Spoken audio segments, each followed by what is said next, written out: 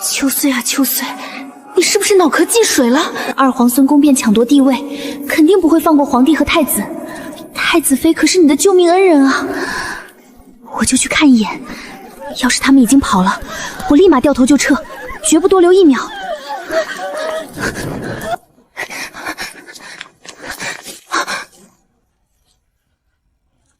阿弥陀佛，罪过罪过。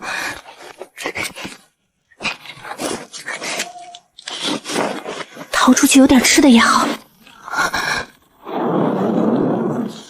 大哥，父皇已经驾崩，大局已定，我送你一家去陪父皇，让父皇在地下也能尽享天伦之乐。妙，秋岁，救救娘亲，救救那个小两脚虫！我也想救啊，但是隔着高墙和火海，我也不知道太子妃夫妻和小殿下是否还活着。小家伙，帮我个忙，进去瞧瞧里面还有什么人，我就把这颗甜的蜜饯给你们。大的流血，躺着不动；小的在那儿叫。大的在流血，那个大的是太子还是太子妃？机会这就来了。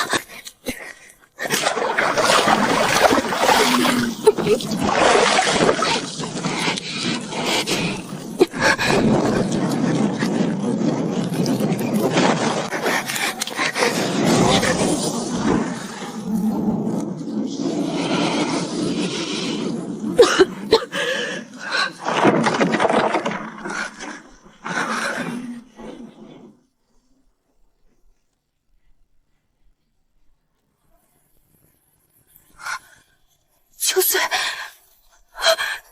娘，小殿下，秋岁姐姐，救救娘亲！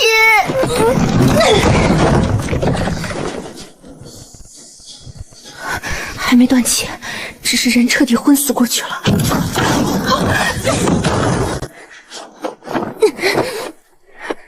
小殿下别害怕，抓紧奴婢的手，奴婢会带你和娘娘出去的。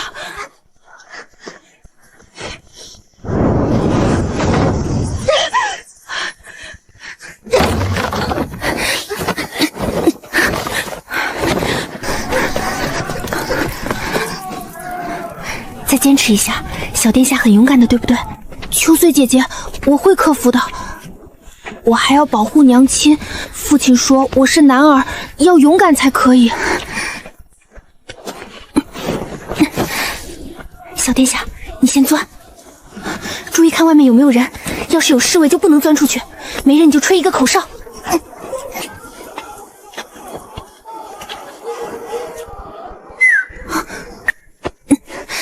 娘娘得罪了，小殿下，你在对面也使点劲儿，拽拽太子妃。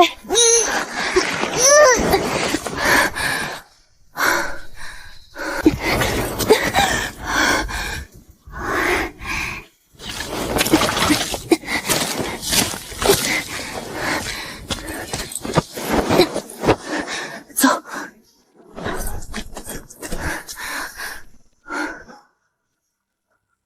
小老鼠帮个忙，我要出城。只要你能带路，帮我躲着那些举着火把和身穿铠甲的人，我就把我的肉分你一半。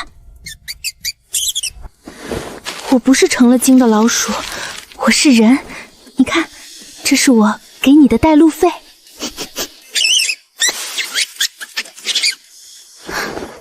走，大家跟上，帮那个两脚趾盯着穿铁壳子的人。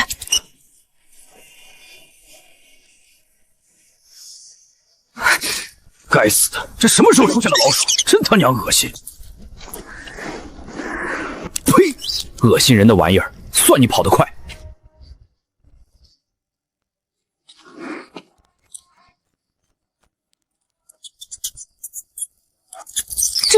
这边没火把，那两个穿铁壳子的两脚狗去撒尿了。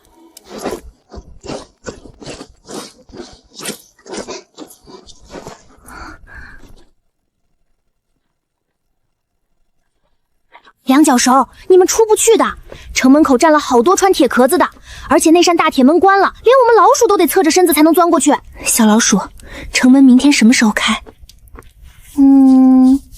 得等那个大钟敲响的时候。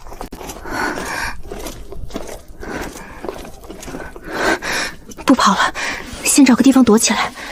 小老鼠，帮我找个没人的破屋子或者堆杂物的地方，要隐蔽，不能让那些穿铠甲的人发现。我知道个地方，那是老陈头的杂货铺后巷，那里全是破缸和烂门板，连流浪猫都不爱去，味道臭烘烘的。你要去吗？要去。太可怕了。地方窄是窄了点儿，但3个人缩进去正好，就这儿了。钻进去，把头埋低。我们今晚要在这里先躲一晚上。两脚兽，这儿安全。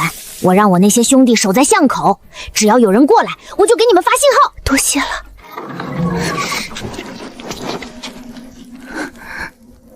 天亮了，已经逃亡1夜了。小老鼠，去看看城门开了没有，再瞧瞧昨晚举着火把的那一类人都撤了没。等着，这就去给你打听。秋穗姐姐，娘亲还能醒来吗？奴婢也不能保证，小殿下，现在只能听天由命。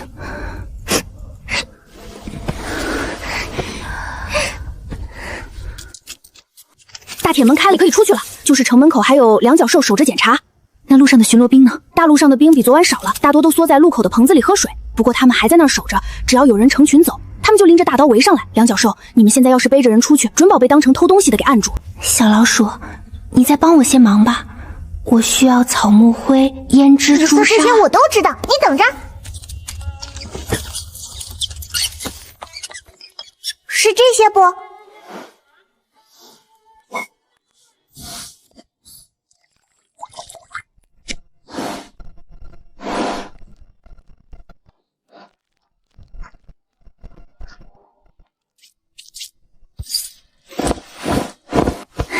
小老鼠，等我们出城门后，你们帮我把这个东西运出城。没问题，交给叔叔我。这么一弄，燕翼就是得了鼠疫快死的人，而我和风景之就是已经被传染但是情况不严重的人。殿下，从现在起，我是你的小姨，是你娘的妹妹。要是你皇叔发现你们没死，肯定会派人来捉拿我们。我们要改变身份，才能影响捉拿我们的人的判断。小姨，阿朕知道了。这衣服必须得换了，帮我去普通人家偷一件小孩子穿的衣裳，这几十文钱当做补偿给那户人家。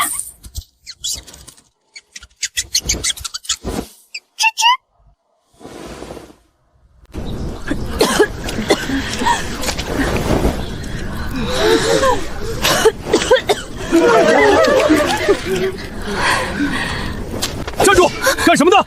官爷，我大姐生病了，治不好了，家里买不起棺材，只能背着我大姐去城外找个地方下葬了。大人，看这模样，像是得了鼠疫。您看那背上的，脸都发青了，手背上全是红斑，这人病得严重啊！这鼠疫在京城可是个杀人不见血的诅咒，一旦沾上，全家都没命。鼠疫，这他娘晦气！滚！赶紧滚出去！别在这碍眼！不是鼠疫，官爷，这不是鼠疫，只是普通小病而已。我可是见过得了鼠疫的人是什么样子，你别想蒙骗我，还不快滚！出去了就死在外面，你敢回来就乱箭射死！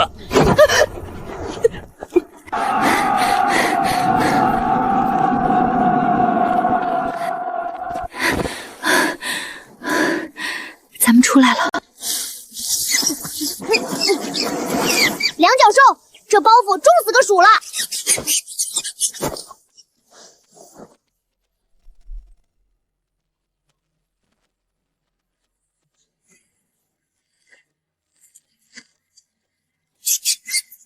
辛苦你们了。这肉新鲜，够哥几个吃一顿好的了。小姨，为什么要把您的衣裳带出来？这些往后能给咱们换吃的，也能给阿姐换药。虽然使用太子妃的首饰去换钱有些危险，但是把这些首饰拆了，原料也值价的。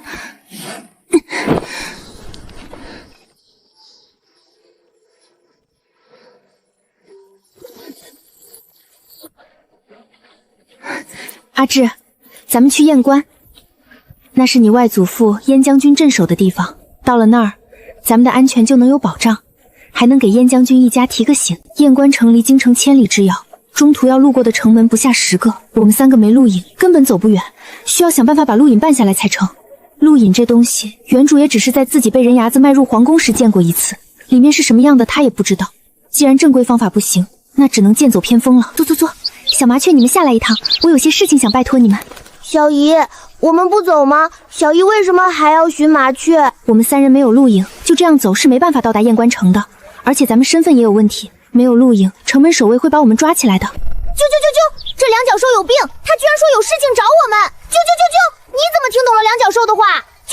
我也听懂了。你们3个小麻雀别聊了，你们都能听得懂我的话，下来一趟啊！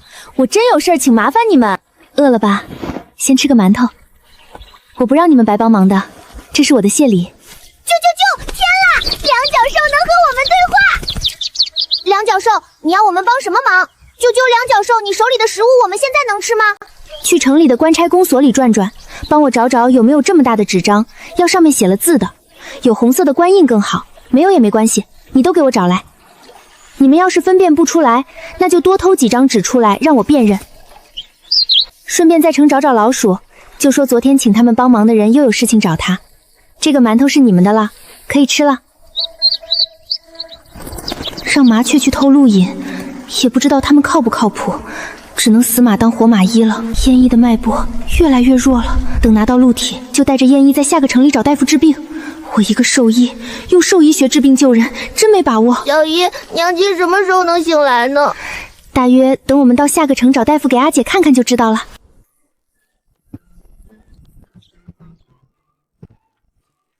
嘿，哪儿来的野鸟，敢上这儿来偷卷宗？我先把这个拿回去给两脚兽看，你们2个接着找两脚人要的纸。好的，老大。这不是我要的路引，这太大了，路引是这么小的。啾！我这次知道了，你这个小的纸就是你要找的路引，我这就去找。哎，我的路引，那扁毛畜生叼了我入城的公平！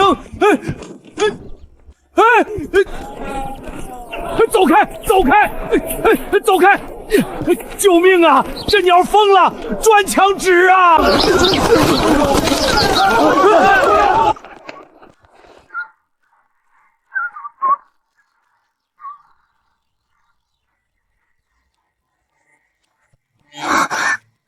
这是我本想让他们去找一张样板，没成想这群小家伙直接找来这么多他们以为的路引。干得不错，就是这动静稍微闹得大了点儿。两脚兽，你找我。小老鼠，你再带几个兄弟去那个公所的桌子底下转转，瞧瞧有没有人掉落的笔头或者剩下的残墨，还有官印以及这个空白的路径。你要是能偷，就都给我偷来，记得小心些，别受伤了。秋穗姐姐，她会回来吗？找仔细点，卷宗丢了，上官万岁下来，谁都跑不了。我亲眼看见那鸟叼着公屏飞走的，谁信你的话？我家今日丢了不少的胭脂和珠，店里的伙计说看见是老鼠偷的。老天爷啊，老鼠不应该偷油偷大米吗？好端端的偷我家胭脂和朱砂做什么？今天可真是邪门啊！是不是上天认为二皇子罪孽深重，京城才一早就出现这些乱事？芝芝，兄弟们，快来帮忙啊！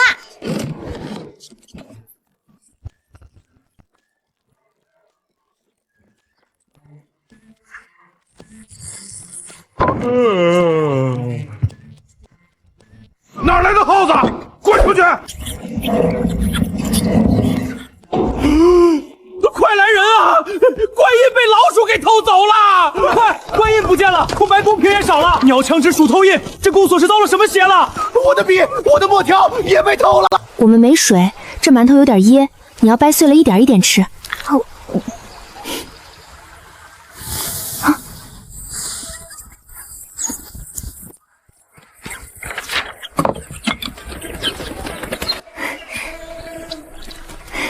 太好了，我能弄个真路引出来了，谢谢你们。芝芝，不客气，两脚兽。我会的是硬笔书法，毛笔字我不会写啊。小姨，你看我做什么？阿志，小姨的字写的不好，录影上面的字只能是你来了。好啊，小姨，我要写什么在上面？你娘亲的名字就写秋意，你的名字就写秋至，籍贯就写柳州下辖夏家村，所去之地写燕关城。小姨还没写完。我知道，去燕关城的原因就写去寻未婚夫。我说的这些内容你都要在脑子里记下来，录影上的理由就写寻亲。小姨，我记住了。这些工具辛苦你们再帮我还回去，也不一定要放到屋子里，只要带回城了就可以。吱吱，梁教授，你可真麻烦，揪我们好累的，鸟会疼，爪子也疼。求求你们了，要是被丢东西的人发现在这里，我会被抓的。梁教授来求我们，这个感觉很神奇，我也说不明白，但突然觉得自己对于梁教授来说很有用啊。老鼠！我亲眼看见一只灰皮大耗子叼着红绸子钻进去了！啊！还愣着干什么？撬砖！把这暗渠给我掏开！找不到官印，咱们都得玩完！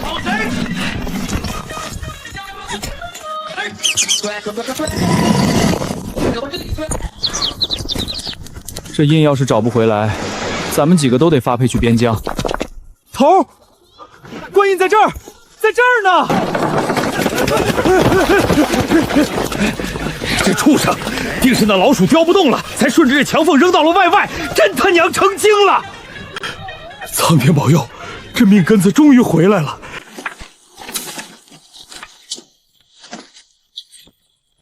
仔细点儿，别漏了角落。殿下要的是准信。公公，找到了！太子妃和小皇孙的尸首呢？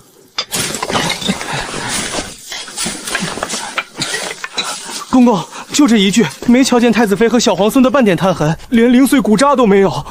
走，回禀殿下。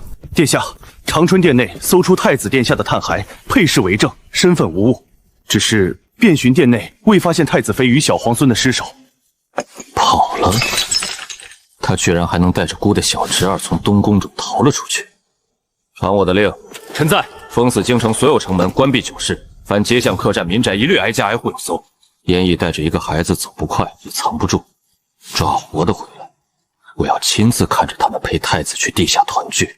若是敢藏私，或是放跑了人，那就让他们全家替那对母子偿命。诺。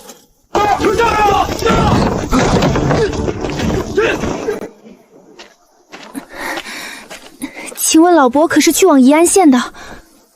对，姑娘是想要搭车？是啊，我背着佳姐实在是走不动了，想搭一下您的马车，您看能不能带我们一程？姑娘上来吧，你们3人给15文就成。只收取15文，这个老人家心肠真好。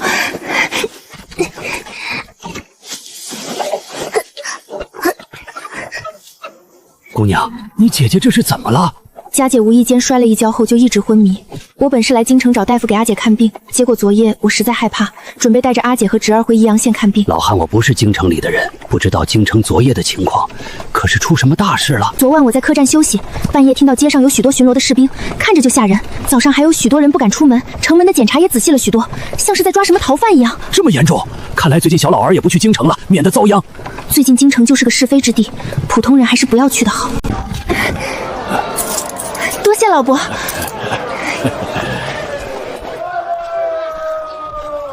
将病人放到这张矮榻上。这是撞得不轻啊，气血瘀滞在脑后，里头有散不掉的血块，这才是醒不过来的缘故。大夫，我阿姐的情况怎么样？能不能治？什么时候能醒来呢？你阿姐这是脑后淤血中了，内里积了血块才醒不过来。治倒是能治，只是能不能好我也没办法回答。我先给她敷上活血化瘀的药泥，再开2副顺气消瘀的方子，啥时候能醒，眼下说不准。小药童，出来，给病人把这2副方子抓了，再去后院炉子上熬1副药出来，3碗水减成1碗，火候要温。好的，大夫。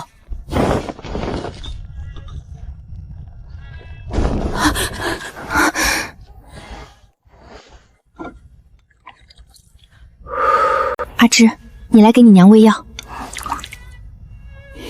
小姨，娘亲是不是救不了了？会好的，阿姐会好的。阿芝不要害怕，小姨会想办法治好阿姐的。太子，风前，你要是在天有灵，就保佑你妻子好好的。你儿子现在就剩下这个亲娘了。这医馆里还有大夫和药童，燕姨要是这会儿醒了，一张口喊出皇宫里的词儿，那就危险了。大夫，这药方多少钱？药泥和2副药一共20文钱。阿芝拿着药。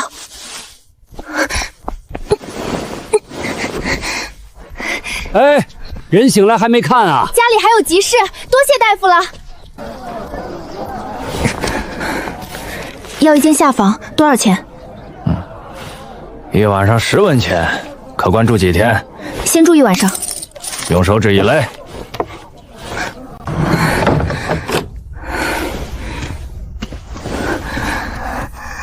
娘亲，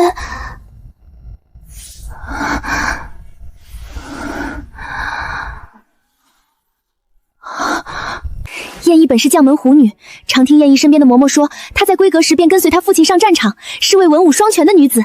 有她在，去往燕关城的日子就不用我费心费力的操劳了。姐姐，好疼！你喊我什么？这不对，我耳聋了，还是耳背了，还是出现幻觉了？燕姨，太子妃怎么能喊我姐姐啊？我一定是听错了，你认识我吗？这是阿芝，你儿子啊，记起来了吗？娘亲，我是真儿，你不认识我了。姐姐，他为什么要叫我娘亲？我头疼，我不想跟他玩，我要回家。娘娘，我不叫娘娘。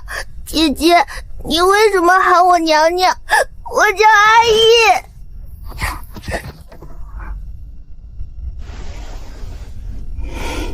好，阿姨，你再用脑子细细想想他，真的记不住他是谁了吗？阿姨不知道。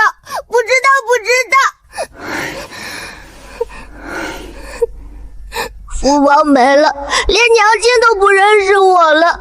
都是狗二皇子干的缺德事，怎么没有天雷来劈死他？阿芝不难过啊，你娘伤了头，失去记忆是正常的。等找大夫治好了娘亲，她就能认得你了。她不是故意忘记你的，以前你娘最疼爱你了，她不舍得一直不记得你的。那娘亲治好了头就能记得阿芝了吗？姐姐，你是谁啊？现在我要带着2个孩子了，你别怕，我和阿芝是你的亲人，你应该喊我妹妹。阿芝是你的儿子，妹妹，你是我的堂妹，他是我儿子。阿义今年8岁了，8岁的小孩子也能当娘亲吗？时宜还不够是吧？年纪都倒退了是吧？你现在不是8岁，你25岁了，比我都高。不信你站起来和我比比身高。妹妹，我为什么身上没力气还头疼啊？因为你摔了头，受伤2天了，还没怎么吃饭，所以才这样。等会儿我去买点馒头来吃，你吃2个就有力气了。哇，阿姨真的比你高，阿姨好高好高啊！你高兴就好。阿义现在还记得什么？我叫阿义，今年8岁了。天塌了！传来封建社会6年了，第一次发现自己还能当太子妃燕翼的家，做小皇孙风景之的主。人是自己要救的，失忆也不怕，只要命还在，把人送到燕关城，我也算还了燕翼当初的救命之恩。自己在宫里6年，攒下6两银子和300个铜板，看病花、搭车、开房，一共花了40文。这钱能支撑我们3个走1/3的路程吗？燕翼之前佩戴的玉镯子拿出来，不仅给自己惹麻烦，也是给2皇子提供抓人的线索。绝对不能动，能当的只有燕翼的金钗了。阿芝，小姨也不是故意要拆你娘的首饰，等你娘清醒了，你一定要帮我作证啊，不拆我们就没钱赶路了。娘亲不是是非不分的人，小姨不用害怕的。阿义、阿珍，你们在屋里坐着，我不回来，谁敲门都不能开，听见没？阿珍还要照顾好你娘亲，不能让她出门，你知道外面有坏人的。我会照顾好娘亲的。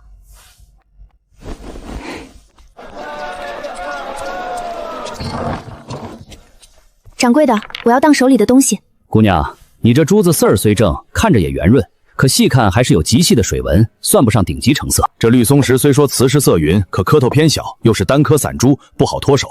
这样吧，一共给你120两银子，多1分都不行了。掌柜，您这话就不实实了。这南红是宝山锦红，满色满肉，无裂无杂，对着光桥连水线都难寻。绿松石也是高瓷高蓝，无半点铁线，虽是单颗，可颗颗饱满，都是家传的正经好物件。您说的水纹颗小，不过是压价的由头。我是死当，掌柜也不用担心我赎回来不挣钱，所以没个200两银子，我绝不松口。姑娘，死当200两也高了，这珠子再好也是散珠，又不是成套的首饰。再者，民间识得这顶级成色的人本就少，我收回去还要压着本钱，最多150两，真不能再加了。那我便换一家瞧瞧。宜宁县虽小，可总有识货的当铺，我也不急着用钱，大不了多跑2处，总能卖到合理的价。姑娘别急，别急。罢了罢了，瞧你是个实在人，也是真急着用银子，一口价180两，这可是咱们宜宁县能出的最高价了，再高我就得赔本，您可别再为难我了。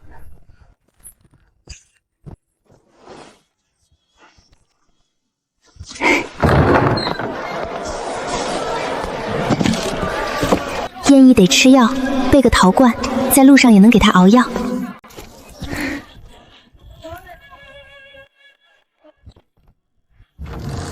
碎碎姐姐，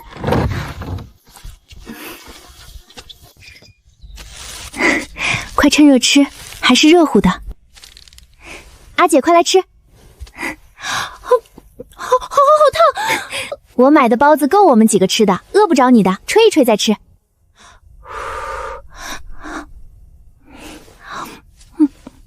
小姨，下次吃馒头就好了。肉包子要比馒头贵的，我们没钱，要节省着用。阿志不用担心钱的事情了，仅2颗珠子就当了180两，我们有钱赶路了。等咱们走得更远了，我就带你们出去吃饭。阿姐，吃完包子，我去请大夫过来给你看病，好不好？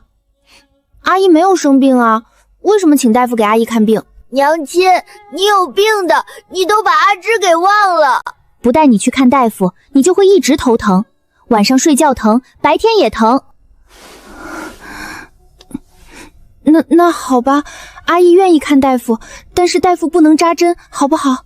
好，咱们跟大夫说不扎针，就开点不苦的药，喝了头疼就好了。那阿姨不怕看大夫了。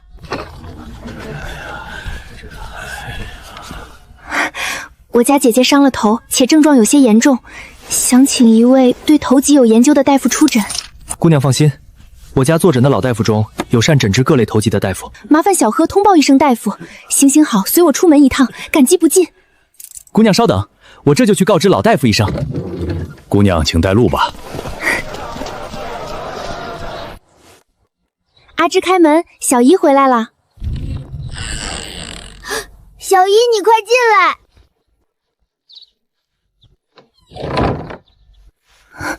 说好了阿姨不扎针的，别害怕，等大夫看了再说啊。大夫您请坐，她就是我伤了头的姐姐。姑娘，你家姐姐是头部受了重创，气血逆乱，才导致失忆，心智退回到孩童时期。好在脉象还算平稳，暂无性命之忧。我给她开几副红血安神舒缓头痛的药，按时煎服，既能缓解头痛，也能慢慢滋养心神，或许对恢复记忆、恢复心智也有帮助。多谢大夫，劳烦您多费心。平日里还有什么需要注意的吗？平日里多顺着她些，别让她受惊吓，也别让她剧烈活动，好好静养，对恢复更有好处。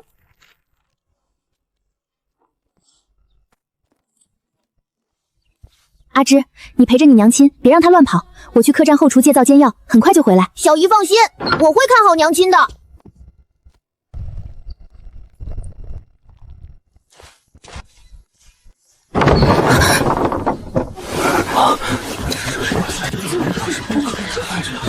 都站住！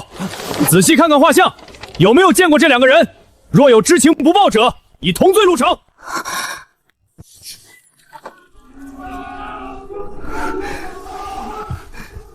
小姨你怎么了？脸色好差，是不是出什么事了？阿芝，他们追来了。小姨，我们快跑！我不要娘亲也和父亲一样死去。阿芝，先不慌，我们现在不能这么跑，他们就在外面，我们现在出去会被发现的。是出什么事情了吗？一些小事情而已，阿姐先喝药。阿姐你真乖，给你一颗甜甜的蜜饯。谢谢妹妹。阿芝也吃一颗。阿芝也吃一颗。小姨我不吃蜜饯，都留给娘亲喝药的时候吃。你一个小孩子，别成天担心这担心那的，有小姨在呢。而且我们现在有钱了，也不缺这几颗蜜子的钱。阿姐、阿芝，你们在屋里待着，别下楼也别出声，我出去看看情况。小姨你别下去，他们会抓了你的。他们没我的画像，甚至都不知道我是谁。我成天在东宫养猫，少见外人的。可见过这画片上的2个人？官爷，我没见过啊。看清楚了，确定没见过。要是敢漏掉一个，这店也别开了。官爷真没见过，小店来往客人杂，可这般模样的娘子和小娃娃，我一眼就能记住，确实没有。现在上楼搜，挨个房间查，凡是有妇人孩童的，都拿画像比对。阿芝，你快钻到床房底下，不管听到什么都别出声，也别出来。阿姐，现在有坏人来找我们了，你快闭上眼睛装睡，等会儿不能睁眼，更不能开口说话，等人走了才能睁开，听见没有？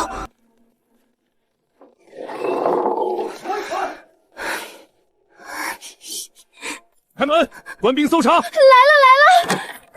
官爷，床上躺的是谁？起来！官爷，那是民女的姐姐，她发了高热，昏睡不醒，实在起不来啊。官爷，我来，这客栈的被子脏得很，别脏了您的手。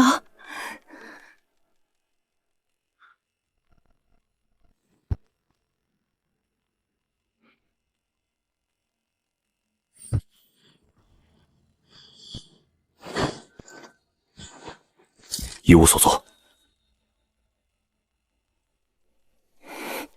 行了行了，别嚎了，安分点待着。要是敢藏人，连你们一起抓。是。走，下一间。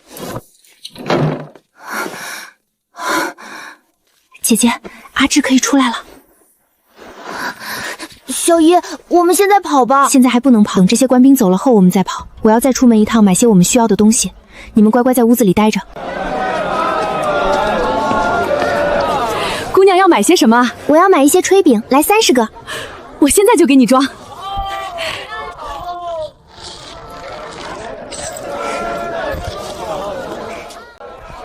客官是给自己买衣裳，还是给家里人买衣裳？我店里什么时兴的料子都有，京城盛行的款式也多。客官要不要看一眼？我要这2套男子的衣裳，还有这套孩子的衣裳，以及青色的外衣。掌柜的，给我算个价格吧。客官买的多，我再给客官赠送一个香囊。多谢掌柜的，我还想请教您一件事情，去燕关城怎么走最快？那还得是陆路转水路，顺风出行，1月就能到。还有更快的路线吗？客官，这是最稳妥的路线，你何必求一个快字？实不相瞒，我公公重病缠身，眼看着就要不行了。而我夫君被征兵之后就一直了无音讯，没了我夫君的消息，我公公那口气一直咽不下去。我实在是赶时间啊，我不能让公公抱憾离世，可我又没有出过远门，不知道怎么才能最快到燕关城。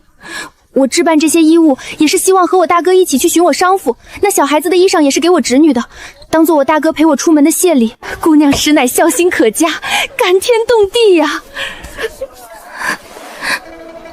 其实还有个路线，能比刚才我说的路线节约半个月的时间，但是掌柜的只管说便是，如何选择都由我自己承担。快半个月呢，这路线就算是让我在河里游半个月，我也愿意干。你若愿意上山翻山越岭，晚上歇在野外，不怕迷路，也不怕山里的猛兽，那你可以去试一试。我愿意的，只要能早日找回夫君，让我公公能瞑目，我什么都愿意的。从县外往西北的官道一直往下，走到一座叫西风岭的山，你上山便是，一直往西。这山中也有猎户，分不清方位的时候能问他们。这路知道的人不少，但危险太大，没官道安全，所以也没什么人走了。不过这条路虽然危险，但是你也能半路下来走官道的。多谢掌柜的。小姨，你怎么买这么多衣服？咱们要赶路啊，准备齐了才能平安到达燕关城。好了，都拿好自己的行李，咱们要离开这里了。掌柜的，退房。快到了。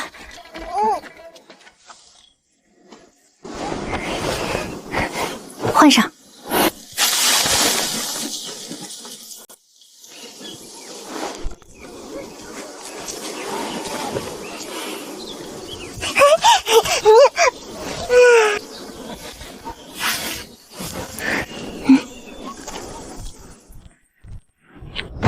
这里住的2个女的呢？去哪儿了？官爷，他们刚刚退放走了，有一阵子了。该死的！画，现在就给我画！按着那个客栈伙计说的，把那个带头的女子长相画出来，将那同行女子的样貌告诉画师。要是画师画出的画像和那女的相貌不一致，老子就把你抓进大牢里蹲2天。那姑娘眼睛挺灵，个头不高，说话利索。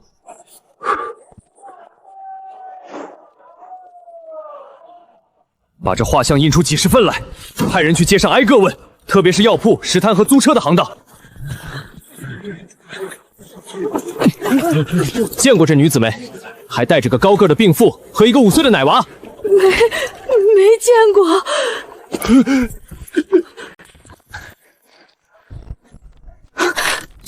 这姑娘刚才来过，她买了几身粗布衣裳，还有孩子的裙子，打听了去燕关最快的路。大人有收获。他还说什么了？他说他公公重病，要赶去燕关城找寻夫君，还问了西风岭的方向，往西北方向追。他们买了衣服后肯定会换装，注意2个大人1个小孩的行人，派人给上面回话，就说找到线索了。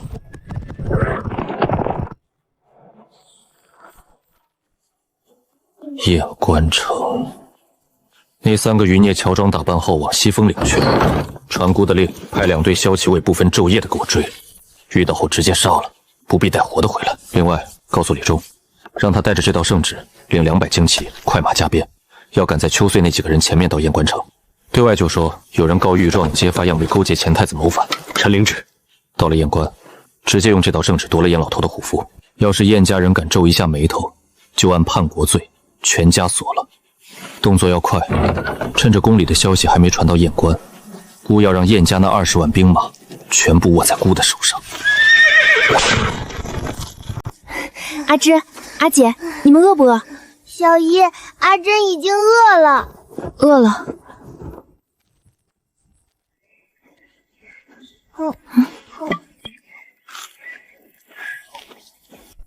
天快要黑了，我们要找个隐秘一点的地方过夜。小山雀，你们要来吃一点吗？啾，好奇怪，他叫我们吃饭哎。不奇怪，我有事情找你们帮忙啊。啾，帮我看看山下的动静，要是有人来了，你们就来通知我。吃了我的饭就要给我干活啊，不然下次没得吃了。附近有没有能住人的山洞？啾，这里有老猎人的屋子，你可以去那里住。猎户今天来山上了吗？啾，没有来的，今晚上屋子空着的。山雀说猎户的屋子今晚没人住，我们能去住一晚，走的时候把住宿钱给人家留下，我们也不白住。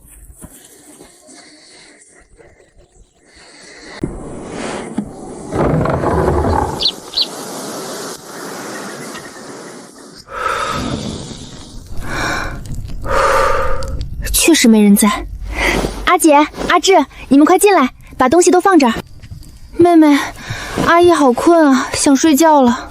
你们都上床歇着。两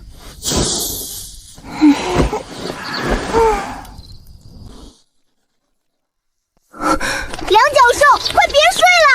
那条大路上好多骑着高头大马的黑衣人，手里拿着亮闪闪长棍子，正准备上山呢。阿姐，快起来！小山雀，帮个忙，这屋子藏不住人，带我们去找个能躲开那些人的隐蔽地方。现在不能休息了，等我们躲好了再休息。啾，这边，往这儿跨。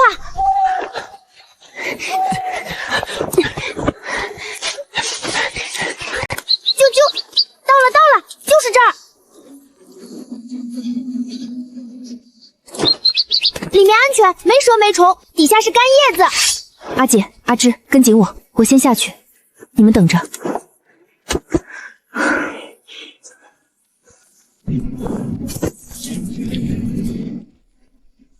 阿芝，你先来。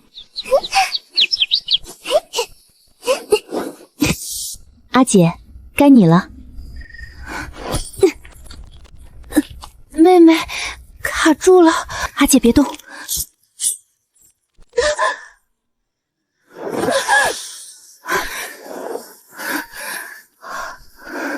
疼不疼？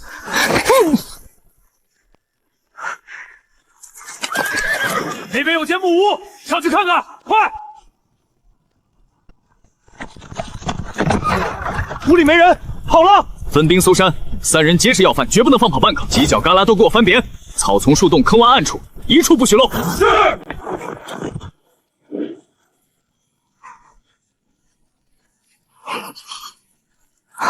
这片荆棘长得密不透风，看着藏人正好，扒开看看。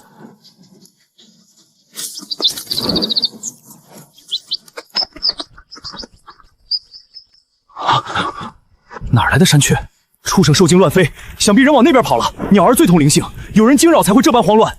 走，追，往飞鸟逃窜的方向搜，定然是人惊扰了野雀，人一定躲在那边深谷里。追，速速跟上！那边有动静，追！小姨，没事了，暂时没事了。妹妹，阿姨困了，睡吧。那伙人把木屋翻了个底儿朝天，床板被掀了，连灶台都给人砸了。后来他们在木屋里住下来，2个守着，剩下的人在周围转悠。那个领头上说了，晚上更要盯紧，说你们要是在山里，肯定会趁黑跑。对方猜的没错，我是有这个想法。灰贝，这山里有没有大家伙？什么大家伙？就是那种老虎、熊、野猪，能让2脚人害怕的那种大型动物。有啊，山那边有群野猪，再往北人还有狼。你问这个干什么？我想请他们来把这些追兵赶走，不然我们都离不开这个土坑。你能找到他们吗？能是能，但他们可不听我的。那些大家伙脾气一个比一个臭。他们在哪儿？熊和狼都远，只有野猪最近。往那边走，翻过一道梁就是野猪林，那群家伙住那儿。灰贝，你帮我带个路，我现在就去找野猪林。现在就去吗？小姨，我出去一趟，你还是和之前一样在这里乖乖的守着你娘亲，知道吗？小姨，你要去哪儿？去找帮手，把那些坏人赶走。小姨，你要小心，别被那些人抓到了。饿了吃这个，别生火。我在前面带路，你们在周围警守，一旦看到追兵，赶紧给2脚兽提醒。好的，老大。野猪林到了，那群家伙就在里面。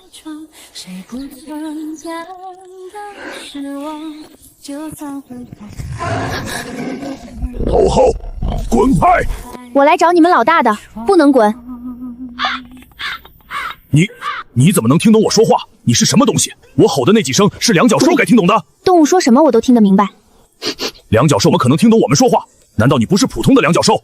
你是不是我们的同类，然后突然变成2脚兽了？你的猜想有点可能性，毕竟我上辈属猪的。你真是我的同类，可是你身上怎么没有我们野猪的味道？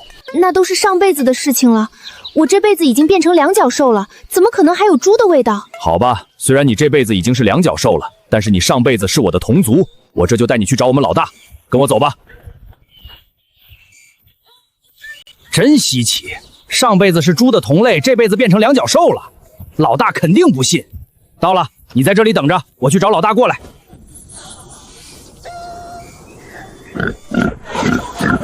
就是他能听懂我们说话。老六说上辈子是我们同类，所以能听懂我们的话，这辈子成了2脚兽，好可怜啊！他长得好瘦，是不是都没吃饱饭？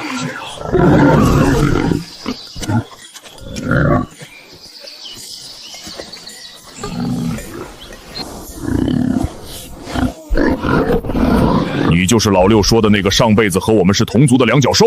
对，是我。我上辈子不是野猪，是小金猪，咱们也算同类。小金猪？猪有这个分类吗？你找我有什么事情？野猪大哥，你不知道，我现在正在被人追杀，我都带着我的亲人逃到这里了，他们还要来追杀我。我想这群2脚兽肯定是知道我上辈子是猪，所以想吃了我。该死的2脚兽，连已经变成2脚兽的猪都要吃，太残忍了！要的就是这种感觉。小金猪，你别怕，我这就带着大家去撞死这群2脚兽。我就是这样想的，可是这群2脚兽有20个人的，会伤到你们的。哼，怕什么？我们野猪都皮糙肉厚，而且可是有100多头蚁猪生活在这里。怎么样，这下不担心了吧？那个野猪大哥，你们这100多头都去？怎么嫌少？山里还有，我再叫点儿。不，够了，100多头太够了，那些2脚肉见了肯定跑。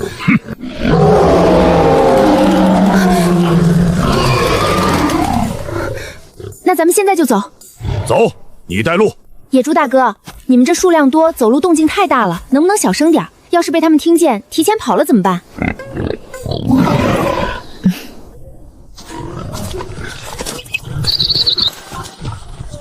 前面就是那帮两脚肉，20个人正分开在林子里搜。他们20个人就在前面。你在这儿等着，看我们怎么收拾那帮两脚肉。这肯定是那3个犯人中的脚印，都给我精神点，找到了回去有赏。什么动静？不知道啊，是不是有什么野鸡在附近？这动静不像是野鸡，都小心些。跑，快跑！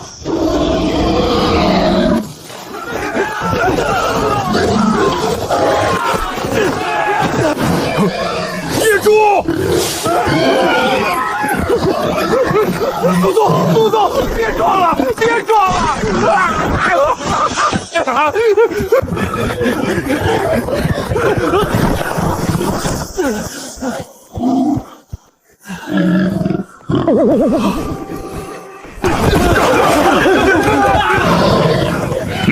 跑得倒快，都跑了？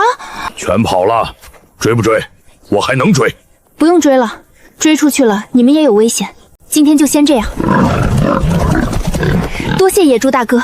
小事，你上辈子是同族，帮你是应该的。以后路过这儿记得来玩。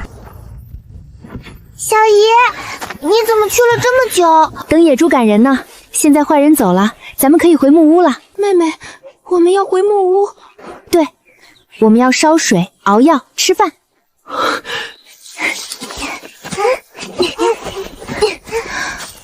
阿志和我一起整理这些没吃完的食物。咱们现在情况特殊，手里的食物不多，又被你那个不要脸的叔叔给发现了踪迹，再想半路下山补救难了，所以我们现在只能是一条路走到黑，等到了燕关城后才下山。小姨，现在他们肯定知道我们要去燕关城，我和娘亲会给外祖父一家带来麻烦的，要不我们不去了吧？你呀，小脑瓜想的还是太少了，我们现在去晚了，你外祖父一家才叫完了。小姨，这是误什么？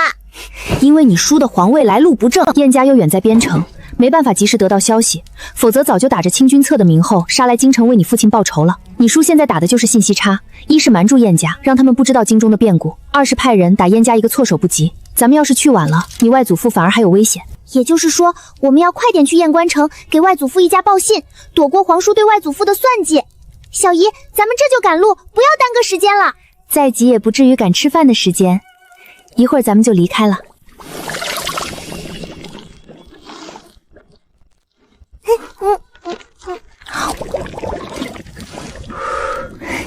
药好了。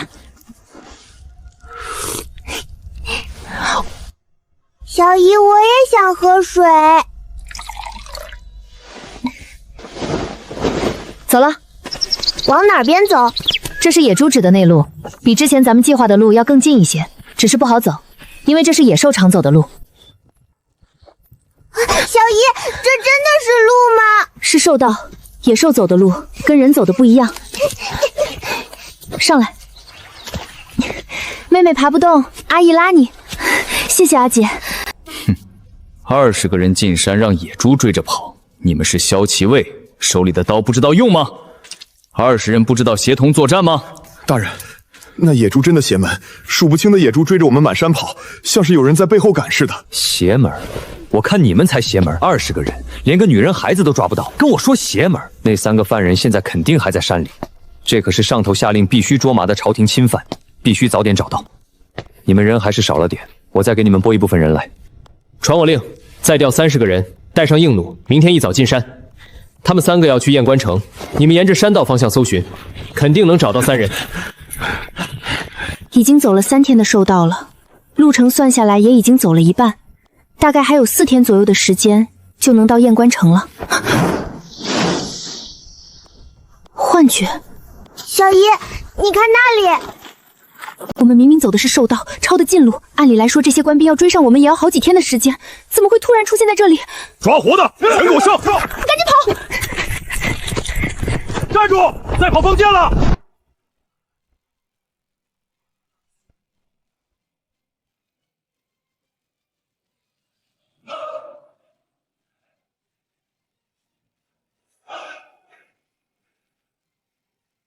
我姐姐。完了，现在不死，总有时间想办法逃离。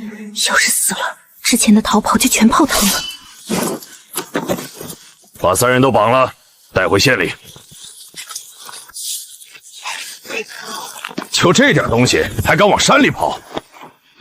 大人，他们这里还有好东西。把这些收好了，等咱们回到县里，就把这些全分了。走，下山。坏人，你们都是坏人！哼，傻子，今晚就在这儿歇了，明天一早赶路。到底还是被本大人抓到了，2个女人带着一个小孩子，还挺能跑的。大人，要不要给他们吃点东西？上头说要活的。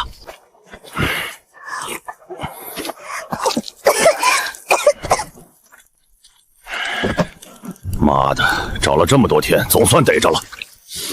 还是大人厉害，带着我们不眠不休的在山里搜寻踪迹，才找到人。小姨，你别怕，到了皇宫，你把我和娘交出去，我就说你是被我和娘亲胁迫的，你就不会死了。小傻瓜，小姨不是害怕，小姨在想办法，怎么才能让我们3个逃跑呢？小姨，咱们还能跑得掉吗？试试呗，再差也就是死了。阿芝睡吧，睡了才有精神。那小姨你呢？我也睡啊，不过要再等一等。树上一直骂人的小麻雀，请你帮我一个忙吧。啾啾啾！两角兽是听得懂我们动物说话的两角兽，是以前是小金猪和现在是两角兽的两角兽。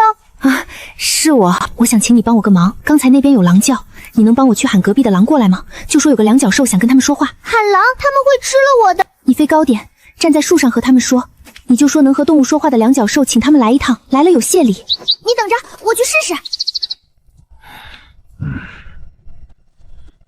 就是你，小麻雀说你能跟我们说话。是我。小麻雀说我们来了有谢礼，你能给我们什么？谢礼当然是有的，不过我需要你们帮个忙才能给谢礼。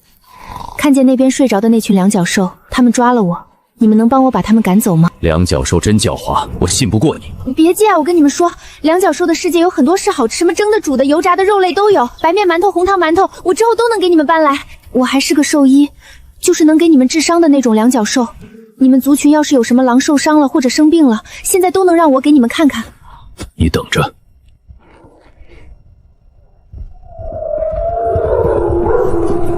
你们族群有多少头狼？17头。太少了。我的族群不少了。他们有40个人，手里有刀。你们冲上去不能赢，还会有狼伤甚至死掉。我不想让你们为我冒这个险，你能帮我找别的大家伙来吗？老虎或者熊，什么都行，越多越好。动物越多，也能震慑这群拿着刀的两角兽，也能更容易制服他们。你想找老虎，百兽之王我可叫不中。你就帮我带个话，请他们来帮个忙，赶走这些人，我欠他们一个人情，他们肯定对我很好奇。你就说有个能和他们沟通的两角兽，还能帮他们治伤。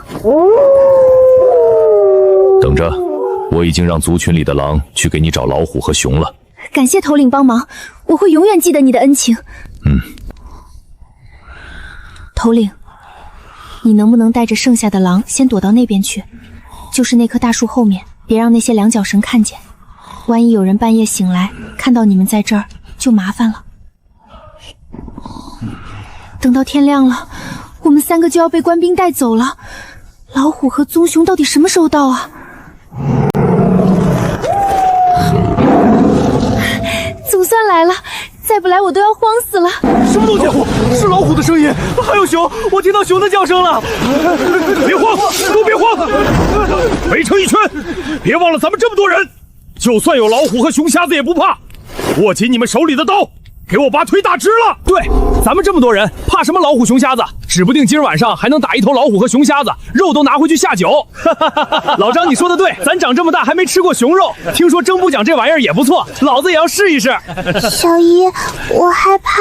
不要害怕，娘保护你。再不济，这里还有3个犯人，把他们3个留给老虎和熊瞎子，也有时间让咱们跑。上面的大人可是让咱们抓活的，这要是被咱们丢在这里喂老虎，要么他们3个死，要么咱们这里死几个。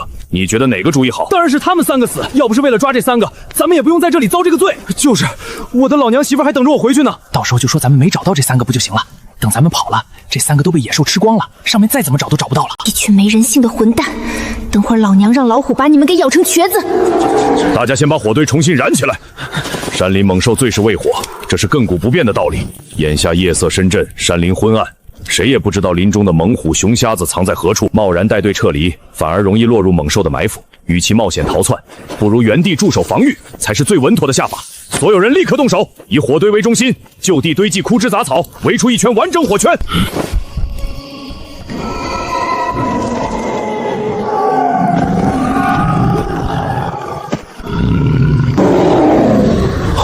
我只想找老虎和棕熊，狼群居然给我招来这么多，这是什么情况？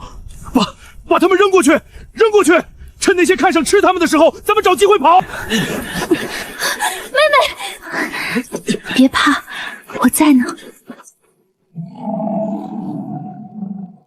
跑！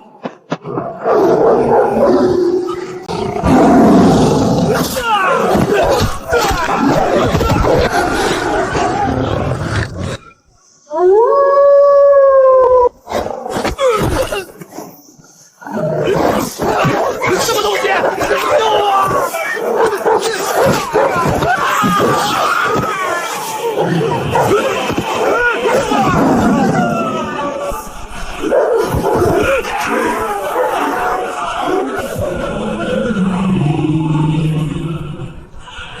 饶命！饶命！可以了，周校尉，我看你还能跑，今晚就留你一命。回去告诉你的上官，再追过来，我会把你们统统嘎掉。山猫大哥，你们族群有没有生病的、受伤的？叫过来我看看。我明天就要赶路了，今天能治多少治多少。毫无没有。没有你也愿意来帮我？毫无，我是好奇能和我们对话的两角龙。动物果然有极强的好奇心。你们呢？族群里有没有生病的和受伤的？没有，等我族群有需要了再找你。我们就是好奇，我们是来凑热闹的。感情这帮大家伙大半夜跑过来，不是因为谁生病了，纯粹是想看看我这个能和动物说话的怪胎。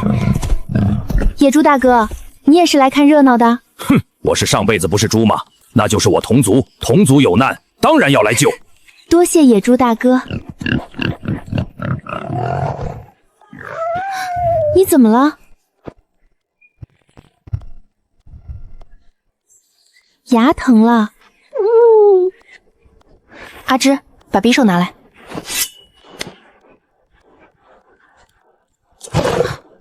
别动，马上好，不许咬我啊！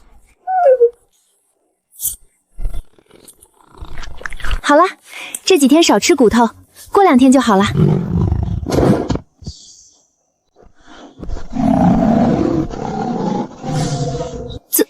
怎么了？你为什么能跟我们说话？因为我上辈子也是动物。什么动物？就是那种小小的金色的猪。我上辈子是小金猪，所以这辈子虽然变成两脚兽了，但还是能听懂你们说话。所以你以前是我们的同类？对，同类。闻不到吧？因为这辈子已经是两脚兽了，味道不一样了，但脑子里的东西还在，所以呢。对，他跟我说过，他上辈子是小金猪。哦，难怪。小金猪？没听说过这种猪，是很稀有的品种，数量很少，你们没见过也正常。行了，都问完了吧？天亮了，你们该回去了，我也得赶路了。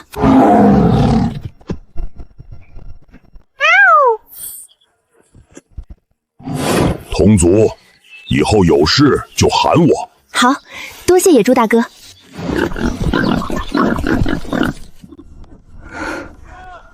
站住！陆隐呢？柳州来的，来干什么？寻亲，我姐夫在燕关城做生意，我们来投奔他。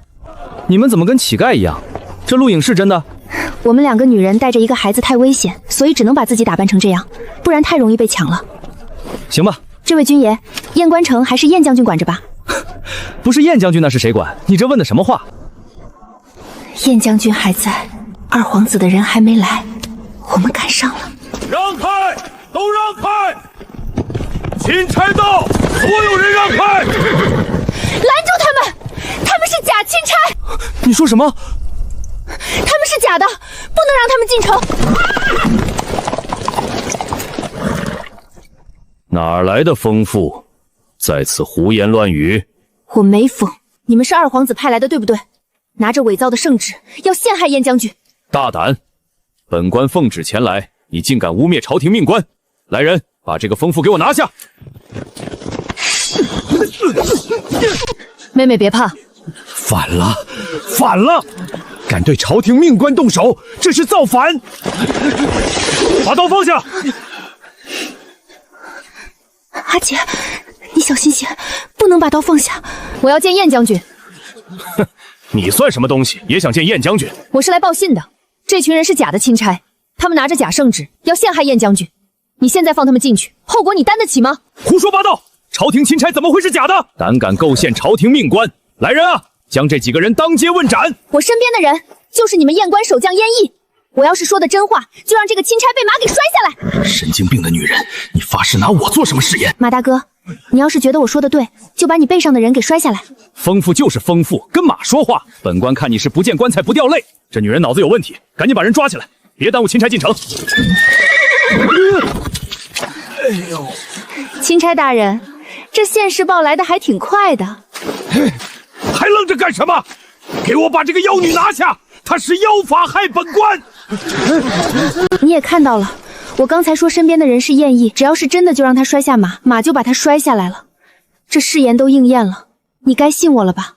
可是燕翼乃是当朝太子妃，怎么会在这里？你说堂堂太子妃怎么在这里？还不是因为太子被人害了？他乃是二皇子派来抓燕将军的，就是二皇子杀兄弑父，京城动乱了。哼，你一个守城门的，敢抓朝廷命官，活腻了！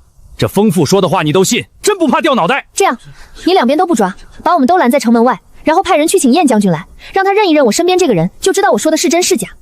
这倒是个办法。不行，本官奉旨前来，哪有在城门口等着的道理？你这么着急进城，是怕燕将军来了，你这假圣旨被戳穿吧？我已派人去请燕将军，请二位在此稍后。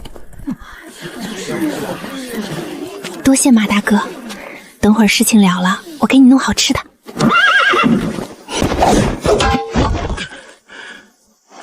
不打了。父亲，您这几日怎么老是心不在焉？父亲，您到底怎么了？我近几日总梦到你姐小时候，总担心你姐是不是出什么事情了。将军，有要事禀告。什么事？将军，城门口出事了，来了一队钦差，说是奉旨来宣圣旨的。可城门口有个女人带着一个孩子，还有一个傻乎乎的高个女人，非说那钦差是假的，还说什么？还说太子被人害了，京城乱了。他身边那个傻乎乎的女人就是将军您的女儿。你说什么？再说一遍！我就是个传话的，我也不知道怎么回事。那女人让我来请您去城门口认人，说您认一认就知道她说的是不是真的了。父亲，会不会是？回马！万叔，你去请个大夫上门。另外，让府中的护卫戒严，在我和父亲没有回来的时候，不管是谁都不能让他进门。京城的事情到底如何，你知我知。可惜啊，二皇子派来的人没有跑赢我。你猜，等会儿燕将军知道事情后，会不会放你回去的呢？钦差大人，你要死喽！等燕家人一来，京城的事暴露，到时候必死无疑。如果眼前这三人死了，我照样可以在燕将军来的时候宣旨，趁燕将军不备，一刀解国了他。到时候二皇子的计划照样能成。全给我上！杀了这几个人！阿姐，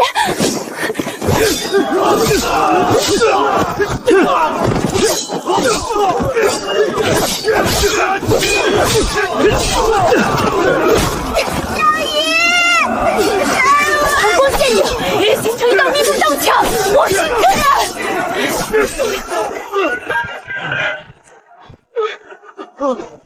跑啊！看你能跑到哪儿去！马大哥，救命！撞死他！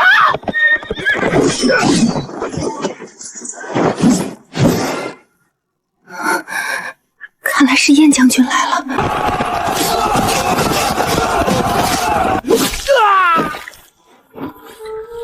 你是谁？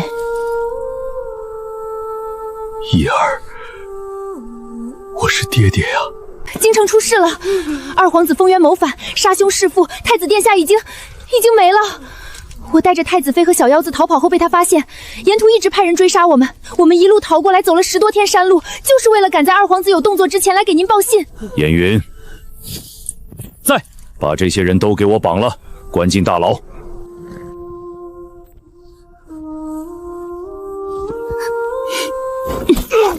这一脚是为那些守城的士兵踩的，这一脚是为我们一路受的苦踩的，这一脚是为太子殿下踩的。太子殿下仁德厚爱，那么好的人，你们这些人也要跟着二皇子谋反，你们这群没良心的，该死！太子妃现在的情况不对，伤了头后失忆了，现在认为自己只有8岁。我们沿路困难，没办法找到医术好的大夫给她看。燕将军，您怕是得遍寻名医给太子妃看病了。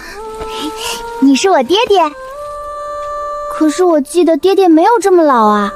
阿姐，你现在是成年人了，不是8岁，你爹当然也会变老的。您看，他现在就是这样，不是故意认不出你的。燕将军，您别难过。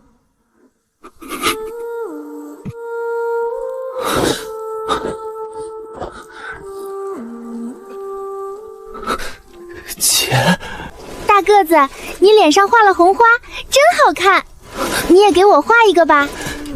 我姐，她怎么了？她怎么不认得我了？二公子，娘娘脑后撞了石头，醒来后就谁都不认了。她现在的记性跟5岁的小主子差不多。我杀了你！燕云，这里交给你，把这些吃里扒外的杂碎全给我锁了，一个也不准放逃。还有，城门关了，没我的令，谁也不准进出。是。二皇子，这笔仇我燕云记下了。叶儿，是叶儿吗？是叶儿吗？爹爹，这个奶奶长得真好看，她是谁啊？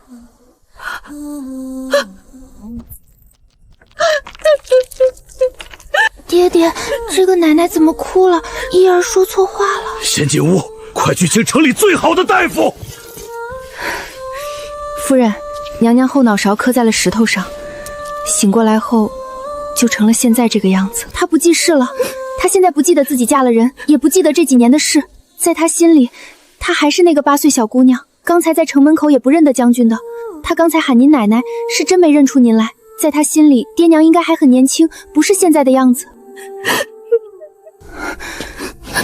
夫人，这是小殿下，是太子殿下和弟太子妃的唯一骨肉，也是您的亲外孙。这一路，他跟着我们受了不少苦。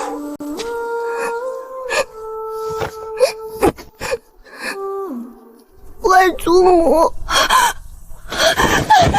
的儿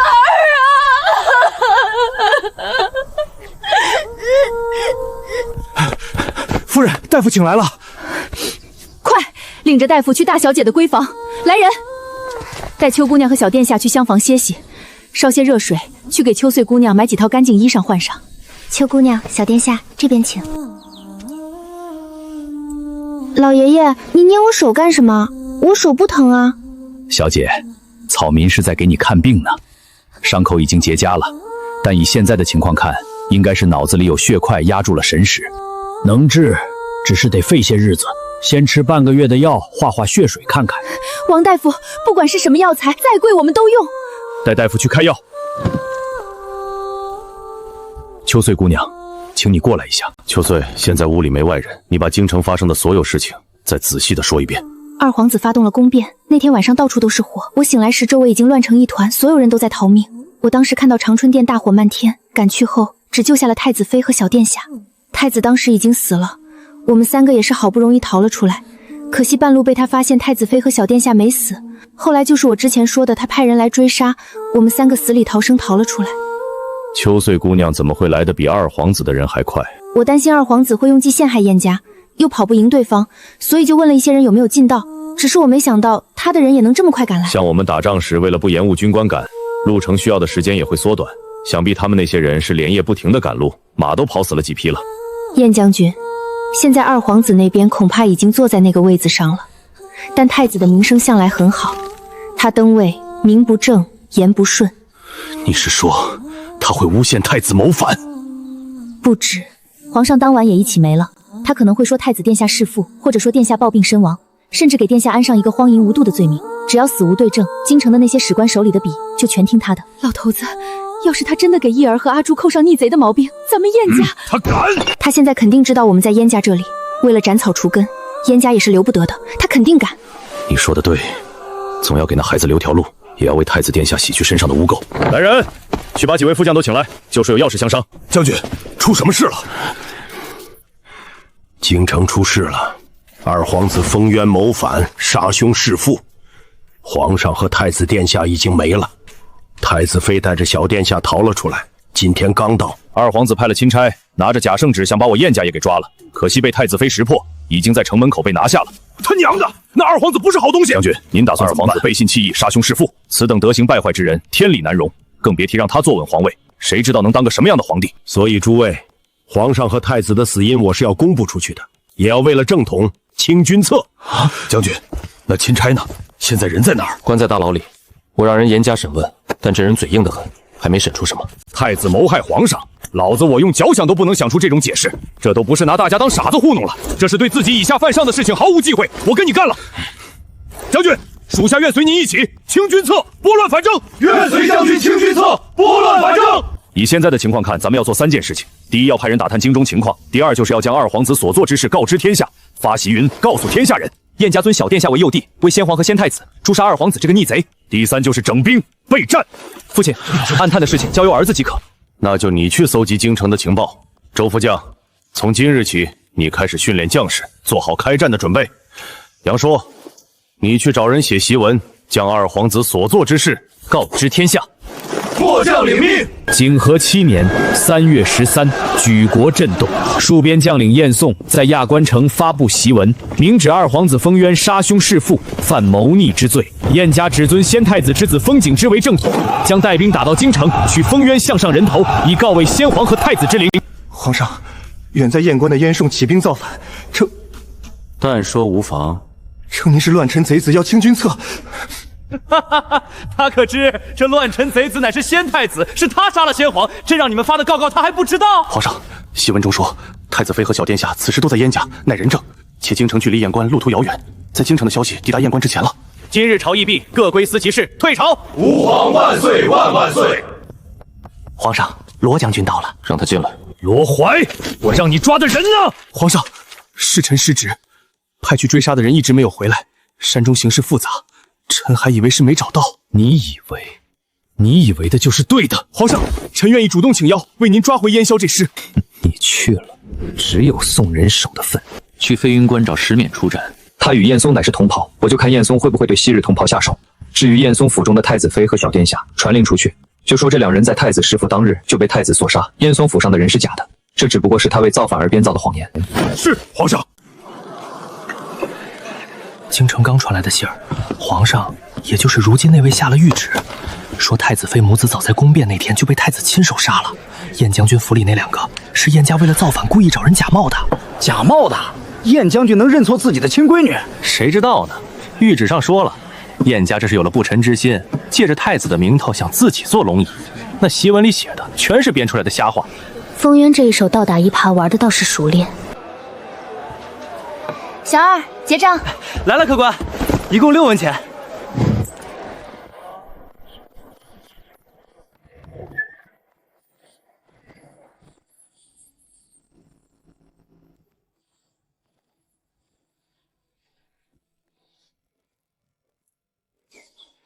少将军，我想问，将军现在在书房吗？邱姑娘，父亲正为了京城那道圣旨发愁，你这是？将军，这是娘娘离宫那天穿的鱼蝶。封渊说娘娘是假的，这衣服总能说实话。衣服是好东西，确实是太子妃才能穿的鱼蝶。可封于那贼子只需说一句，这是燕家早年间在京城搜罗出来的，或者是买通了内侍偷出来的，就能把这证据给废了。父亲说的对，他现在咬死了人不放，光靠一件衣服堵不住天下人的嘴，除非有能证明小殿下身份的信物，那东西必须是皇室独有，或者是先太子和出生时父亲拿紧锁，比如只有历代皇孙代诊满月时的那枚双麒麟衔尾佩，那些东西都有宫中内库的编号，查无二处。若是有了这些，任凭风渊如何巧舌如簧，也翻不了天。胎记，小殿下身上倒是没长那些，但他脖子上一直有挂着一个玉佩，是什么样式的？通体白的像羊脂，上面雕的是2只小兽，头对着尾巴，中间衔着个圆环，就是您刚才说的双麒麟衔尾佩。双麒麟衔尾佩，那东西不仅有内库的编号，背面还刻着太子的名位缩写，那是皇孙百日时先皇亲手赏下来的物质。那玉佩现在还在小殿下的脖子上挂着呢，我去取来。秋姑娘，东西先别取，这信物紧要，让阿芝自己带着就好，等需要的时候再取。风渊虽然占得先机，但我们也总有人小助。妹妹，你去哪儿了？去见将军说了会儿话。我和娘亲在屋里找了一圈，没见着小姨。娘亲说你是不是要把我们丢在这里，然后自己跑了？妹妹不许跑，太阳还没落山呢，风也小，咱们就坐会儿。阿芝过来。阿芝，你记着，这块玉佩不论是谁问你要都不能给，以后哪怕是洗澡睡觉，这绳子都得挂在你脖子上。我明白了，小姨。秋姑娘今天是有什么烦心事吗？小姨你怎么了？妹妹你怎么了？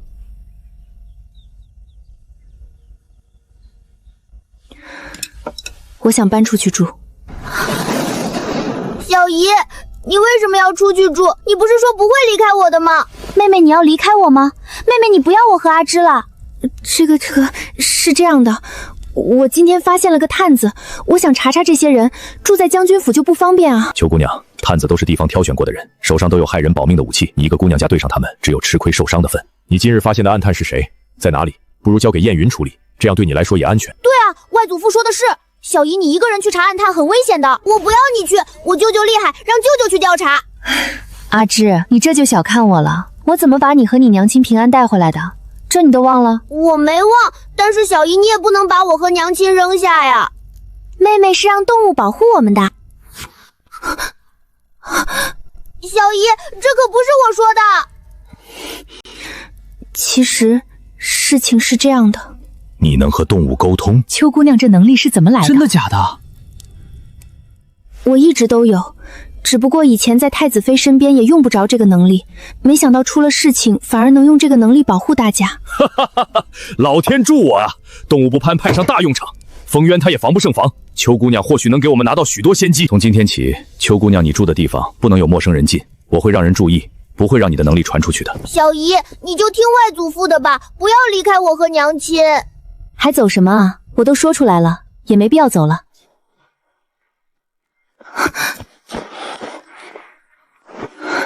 怎么了？可是前线出了变故。父亲在庚阳遇到了麻烦，奉旨守卫庚阳的那位将领是石勉。石将军曾是祖父麾下的兵，与我父亲一同从小兵做起，两人情谊非同寻常。当年在燕关，他曾背着重父青马从死人堆里爬出来，两人是换过命的交情。即便后来石叔叔官至飞云关守将，两人也从未断过书信往来。石将军既然是燕将军的好友，那你说为何石将军还要听封渊的命令行事？是已经承认封渊这个皇帝了？他没投靠封渊，他在父亲到庚阳后和父亲单独见了一面，言不想百姓被战火波及，想劝我父亲退兵。他愿意以自身军功换取燕家人的性命，但父亲拒绝了。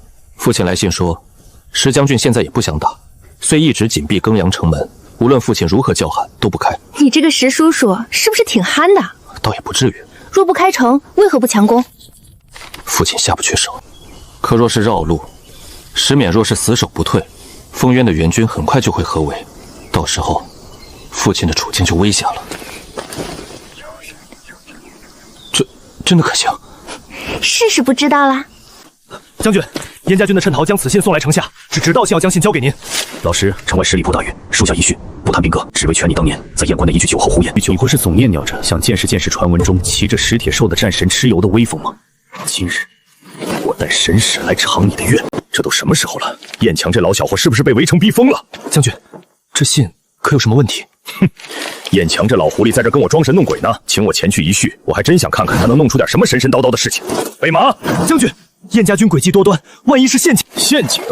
燕校那人我最清楚，他要是想杀我，这城门他早攻了，何必还给我来信？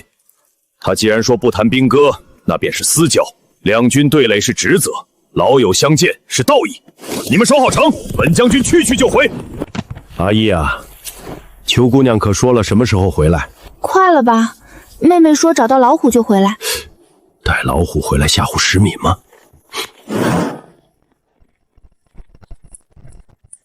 人来了，快！燕老弟，你信里说的神使呢？我倒要看看你。师叔说你救救阿芝吧，这天底下除了我父亲，也就只有您这点老情分能指望了。石爷爷，那晚到处都是火，父王流了好多血，他推着阿芝跑，说外面全是要杀我的坏人。阿芝好想父王。这是仙太子的孩子，这孩子的眉眼跟仙太子简直就是从一个模子里刻出来的。皇叔杀了皇爷爷父王，还要杀我和母妃，屠了皇宫一半的人。石爷爷，你为什么不愿意帮皇爷爷和父王报仇？为什么帮皇叔？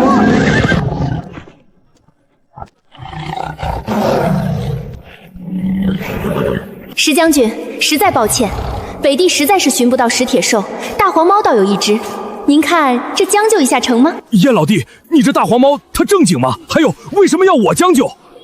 石将军，我本是太子妃身边的侍女，宫变当夜，东宫血流成河，我自知一介凡女护不住皇孙，本欲投井自尽，却在恍惚间得了蚩尤战神的点化。战神点化？战神言道：当今圣上封渊，心术不正，杀兄弑父，其气运浑浊，根本不配为帝。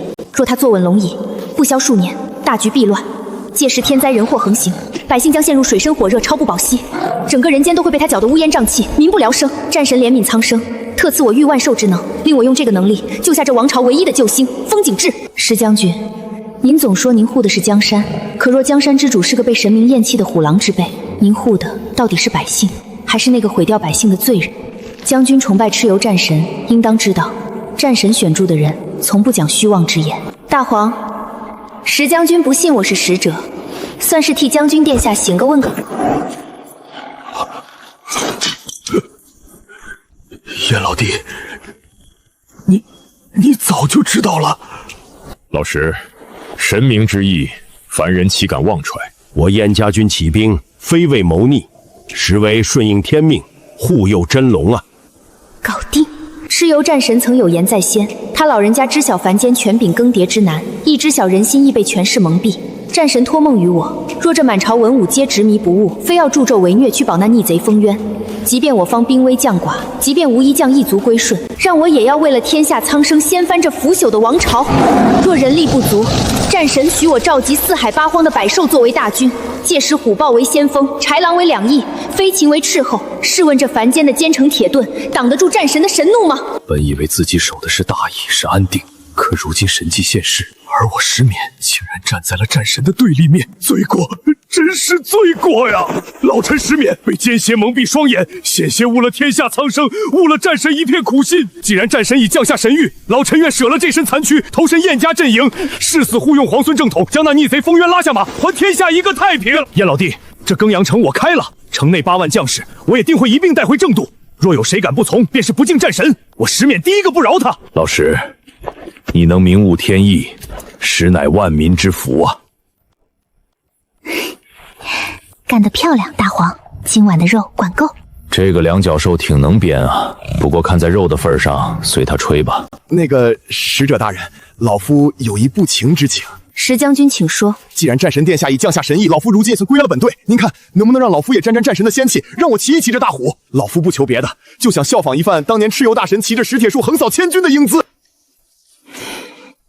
敖入，小金猪，这老菜步子在说什么？和本大王有关吗？这老菜步子想屁吃呢！本大王是两脚兽随随便便就能骑的。石将军，非是我不愿，实则是战神有旨，此虎乃是战神座下神兽的分身，其背脊唯有真龙血脉与神使方可触碰。将军虽有赤诚之心，但凡抬肉眼，若强行跨坐，恐被神兽体内的煞气所伤，折了阳寿啊！是老夫鲁莽了，是老夫越界了。神兽尊贵，确实不是我等凡夫俗子能肖想的。这可是老虎啊！要是能骑着它进庚阳泉，那场面得多次要消息。行了，老石，神迹已现，大义已定，咱们正事要紧。庚阳城内8万将士还在等着你这个主心骨，若在此耽搁太久，恐生变数。燕老弟说的对，大义当前，老夫这就回城。半个时辰后，老夫会亲自打开庚阳北门，率8万守军卸甲相迎。从此往后，这北地便只有护佑皇孙的秦王之师。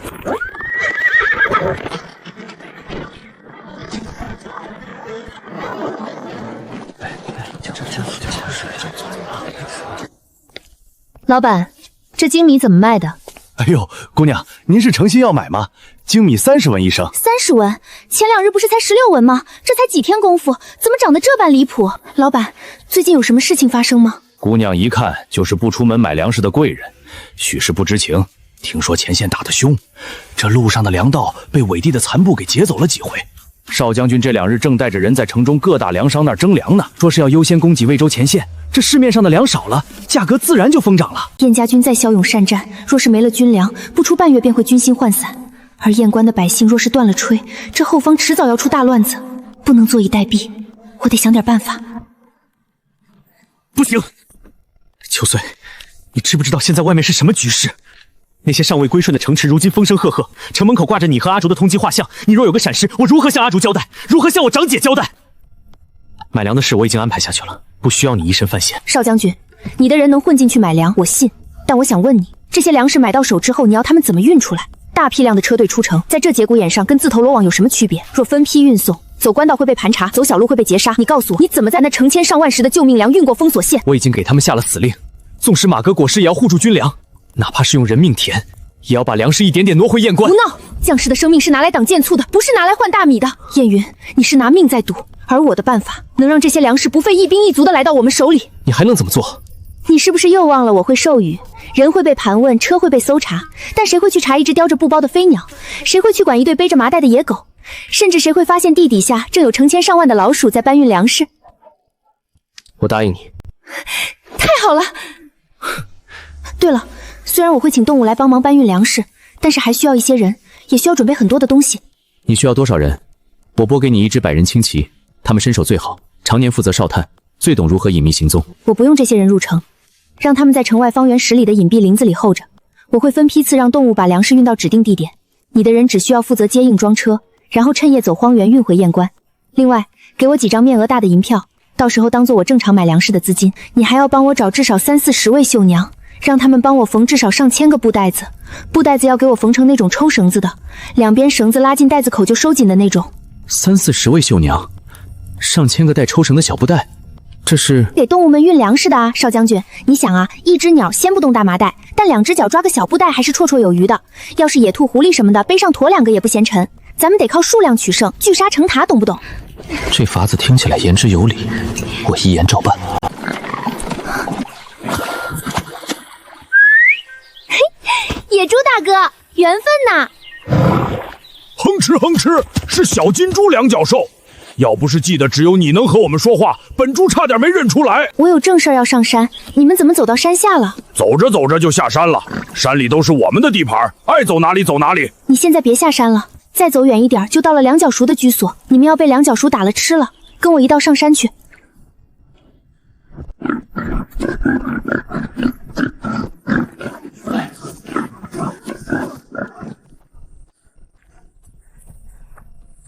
到了，小金猪两脚兽，这地儿本猪罩着，安全的很。野猪大哥，叙旧的话咱们改日再说。我这次来是有事情的，我在的地方现在缺粮，我要弄些粮食回去，不然要饿肚子了。我要去青州城弄粮食，那里的官府坏得很，不让我所在的城买粮食。那帮坏种，居然不让小金猪你吃上饭！野猪大哥，你帮我找点体型小、跑得还快的小动物来，我想请他们帮我运一些粮食。本猪这就去帮你找帮手去，你在这里等着。我这件事情以小金猪的名义起誓，我会让人送精细的骨叉、煮熟的红薯，还有加了盐巴的泔水过来。还有这次愿意帮我的，我都愿意在两脚兽的城里弄些好吃的好玩的送给大家。成交！吃！为了泔水和红薯，你等着，本猪这就去嚎一嗓子，把这方圆10里的小体型动物全给你嚎过来。啾啾，两脚兽，看我，我们也行，对方也是力量啊！刚才大肥猪说有红薯吃，是真的吗？麻雀也能分一小块吗？行，都别吵，我的耳膜要穿孔了。只要能干活的，一个都少不了你们的好处。你们的任务很简单，就是帮我运我买的粮食。你们就几只合伙叼着这个布袋，装满后趁夜色飞出来，丢的地方我会给你们指引。你不能去。为什么？小金猪你不公平！你去是给两脚兽送钱的，一身皮老值钱了。你们力气大些就背在身上或者拖着走，安全第一。一路上尽量避着两脚猴，要是被发现了，粮食可以不要，你们要先跑。啾啾，明白。为了红薯，为了盐巴。你们随我下山，但是入城的事情，地上跑的动物们要在城外等着，小鸟在天上飞着跟着我。我会在城里找个住处，到时候让小鸟给你们和热力传消息，你们再想办法入城，到我住的地方去。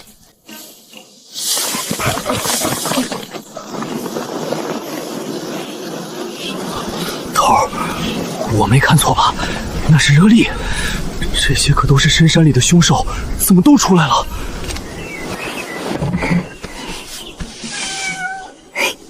领头的，过来一下，给你引荐几个弟兄。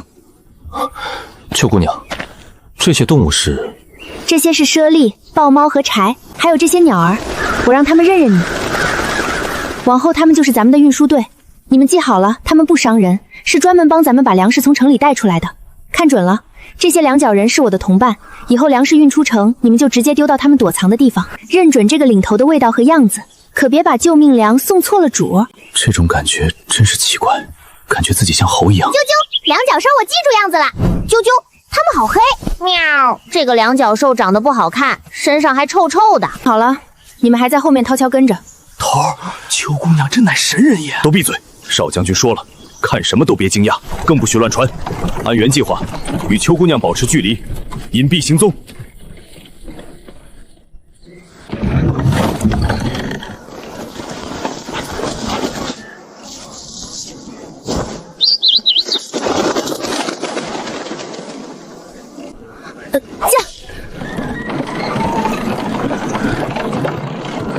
站住！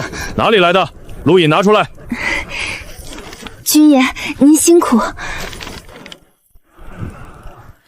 清河镇的，这大冷天的，拉着空车来城里干什么？这不是快开春了吗？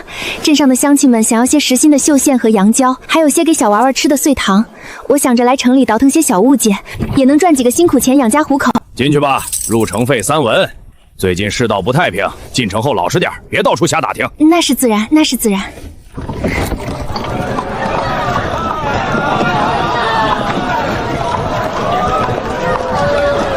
老哥，我想租个便宜的屋子，够我一个人住就行。对屋子没要求，那就好找，跟我来。这地儿虽然偏了点，但胜在清静，租金也便宜，就是屋子破了些。原先是个放杂货的院子，你若不嫌弃，这便签了文书。成，就这儿了，我也不挑。嘿嘿。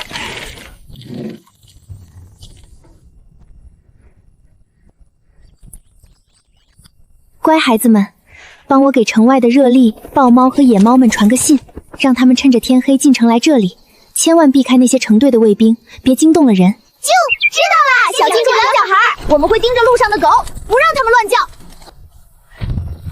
这又是涨了，今儿个不是刚涨过吗？25文一升粗粮，这还让不人活了？爱买不买？现在因为燕家军带兵打仗，闹得粮价飞升，有本事你去管燕家军要粮去。这种规模的粮铺，仓库里少说也得压着几千担陈粮，这分明是吃准了百姓怕打仗，故意把粮捂在手里造势呢。哼！既然你们打算发国难财，那也别怪我心狠手狠了。广济仓、城西的丰蠢行、城北的德聚盛，这几家都可以去偷了，全是奸商。大家都到了啊！啾啾啾，两脚婶儿，天都黑了，我们不去偷粮食吗？急什么？还有小伙伴没到场呢。我喊来的是青州城内的老鼠，到时候帮我们引开粮店内守门的县小二的，你们可不能看到他们后嘴馋给吃了啊！喵！你为什么喊老鼠来？我最喜欢吃老鼠了！喵！你居然喊来本喵的食物，本喵控制不住的。你要是控制不住，那你现在回山里去，那是我喊来的帮手，我有义务保护他们的安全。喵喵，好吧。两脚兽，大家都到了，现在去吓唬人去。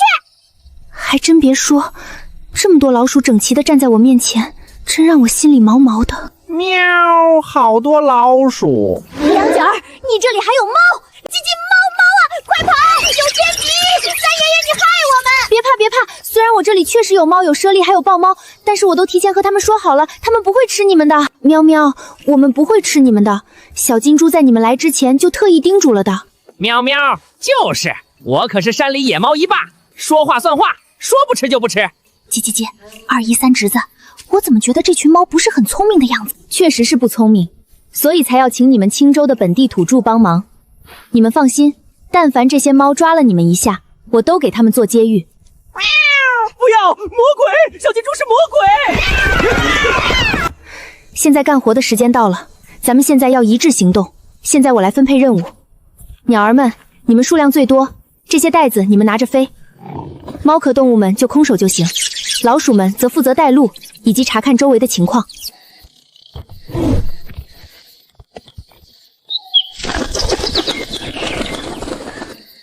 兄弟们，前头开路，盯着点那帮两脚肉！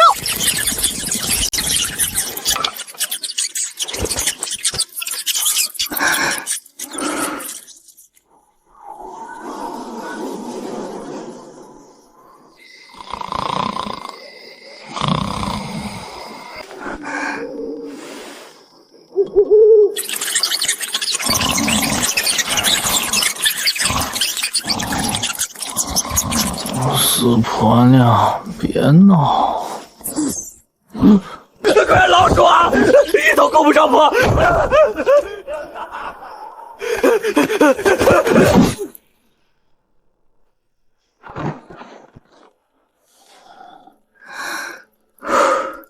叫你乱喊！小灰灰，留几个机灵的兄弟在这守着他，要是他有醒过来的迹象，就想办法把他嘴巴捂住，不能让他发出声音。叽叽，包在咱们身上，保准让他睡得死死的。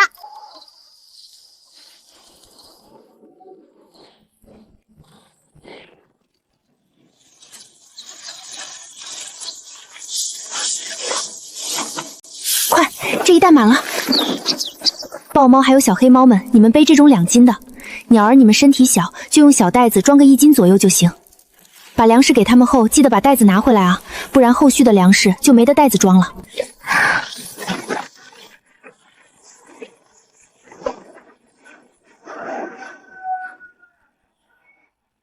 啊！快，大家快醒醒，有动静！老头，你快看附近。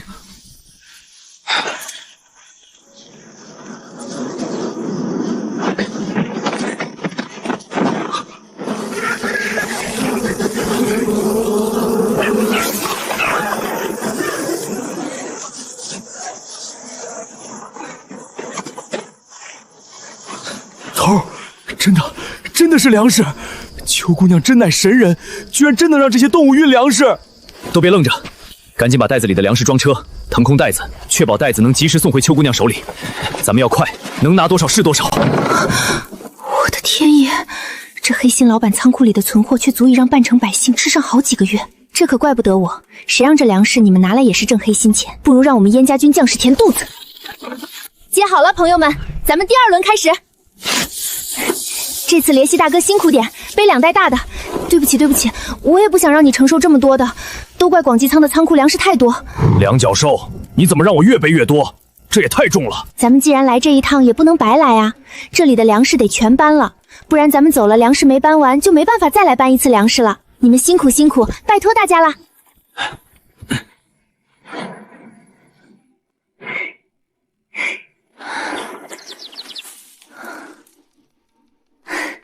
收工。小灰灰，你进来。小灰灰，请你带着你的兄弟们，把这院里院外的脚印帮我处理干净，尤其是后门王五晕倒的地方，应该还有我的脚印，不能让人发现。你多弄点乱七八糟的爪印，叽叽，千万别留下我的行迹。叽叽，包在咱们身上，保准连官府的猎狗都发现不了你的味道。大家听着，燕将军还在魏州等着咱们的消息，现在有了粮食，我们得赶紧送去。老二，你带一半兄弟留守原地，等着秋姑娘之后的动静。剩下的人跟我即刻启程，把这些粮食先送去魏州。是。你们听说了吗？广济仓出大事了，说是昨晚遭了天谴，几千柱粮食一夜之间全空了。那是天谴呀！我听说是闹鼠灾。那看门的小二王五现在还躺在医馆里说胡话呢，说是老鼠比猫还大，成群结队的搬粮，连他鞋底子都给啃烂了。依我看，定是那广济仓老板惹怒了哪路神仙，施法把粮给收走了。哎，你们说这粮丢的这么干净，官府能查出来吗？查？怎么查？库房里连个脚印都没留下，全是耗子爪印。守备大人今早去看了，脸黑的跟锅底似的。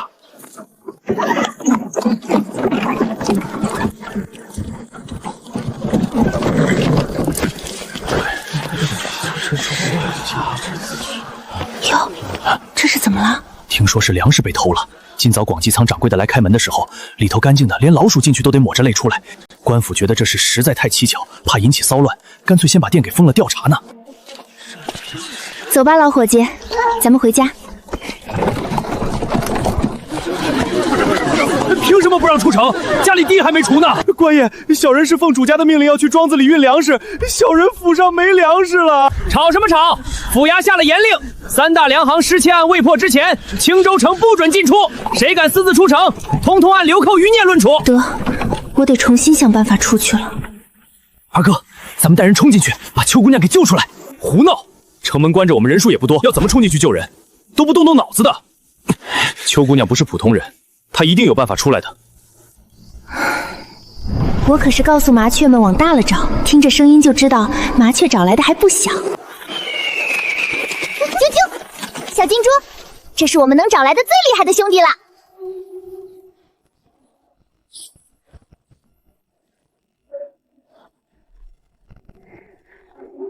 各位雕兄雕姐，今日秋穗的性命就交到你们爪子里了。咱们飞的时候千万要稳，不能像平时猎兔那样俯冲旋绕，更不能在空中上下翻飞玩花活。我这身体脆得很，万一你们谁翻转太剧烈，我可就直接从天上摔下去嗝屁了。到时候不仅你们的谢礼没了，我也得变成一滩烂泥，你们就再也遇不上会和你们说话的两脚兽了。小金猪，你好菜！你说你为什么要当两脚兽？和我们一样当金雕多好！咕咕咕，就是你都不能飞，想飞还得我们带你。我下辈子投胎一定当鸟，现在先帮帮忙吧。咱们飞吧！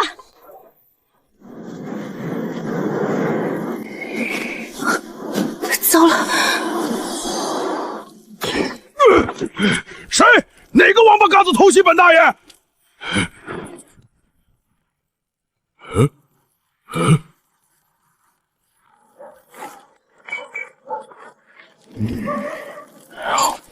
银子，这天还真能掉银子不成？天上有人！快看，天上有人啊！娘哎，那是什么怪物？不是怪物，是个穿衣服的活人，定是那偷粮的妖人！快拦住他！弓箭手，快放箭，别让他跑了，死活不论，把他给我射下来！真是一定银子引发的血案。咕咕，小金猪，下面的两脚兽拿木刺指着我们。别怕，雕姐雕兄，使劲扇翅膀往高处飞，飞过他们弓箭的射程范围，他们就够不着咱们了。眼下天黑，这些守城的士兵并不能算用箭高手，应当是射不死我。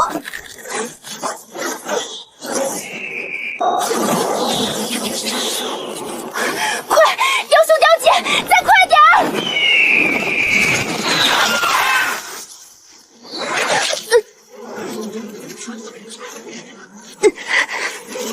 难道今天真要交代在这儿了？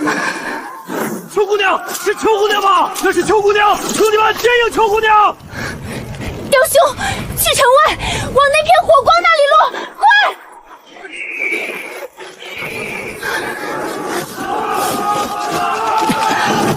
邱姑娘，你受伤了！快走，城里要追出来了！撤！请你们帮我求援，帮我找来地面的猛兽来救我们！妃子休走，留下命来！分出几个人断后，剩下的人护送邱姑娘。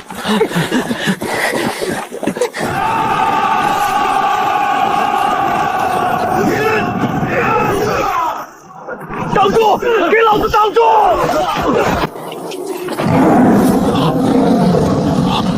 头，那声音是从山林深处传来的，可能是老虎自己大半夜吼一嗓子而已。妖人不死，咱们都得死在这儿！给老子杀了他！别让那妖人继续做法！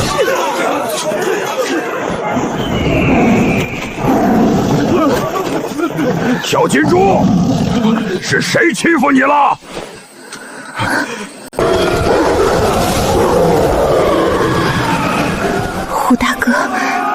算来了，那些两脚兽要杀我。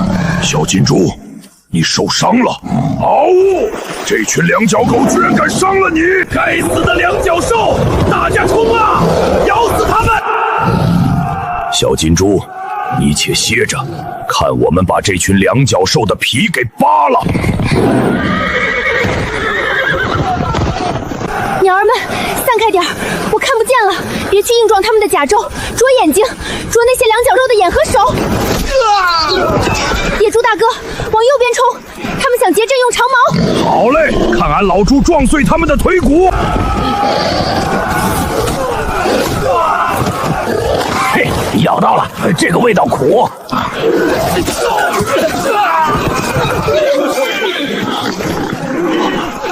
胡大哥，你们小心点儿，那统领手里有弩，别被射中了。好，知道了，小金猪，你就稳稳坐着，今儿他们谁也别想活，我们帮你报仇。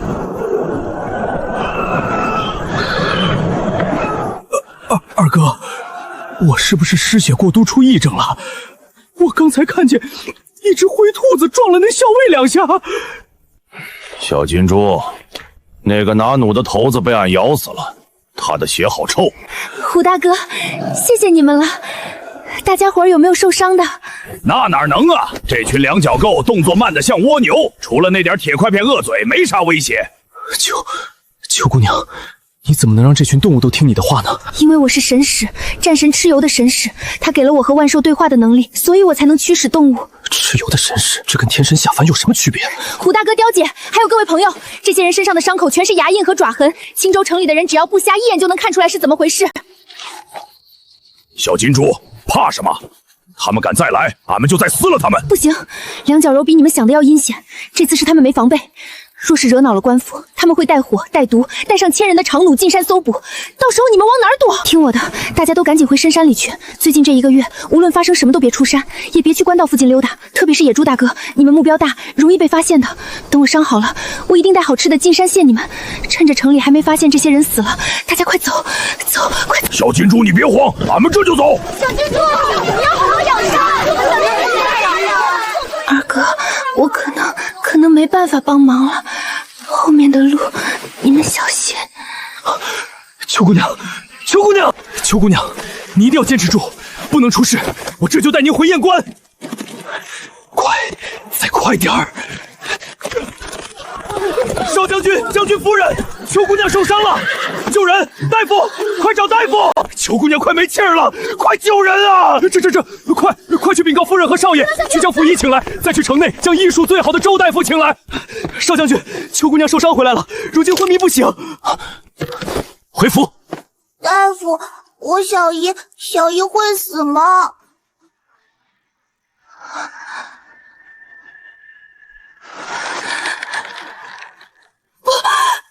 不要！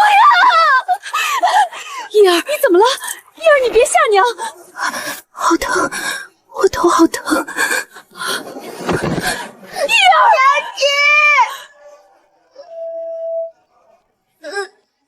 小姨，你快醒醒！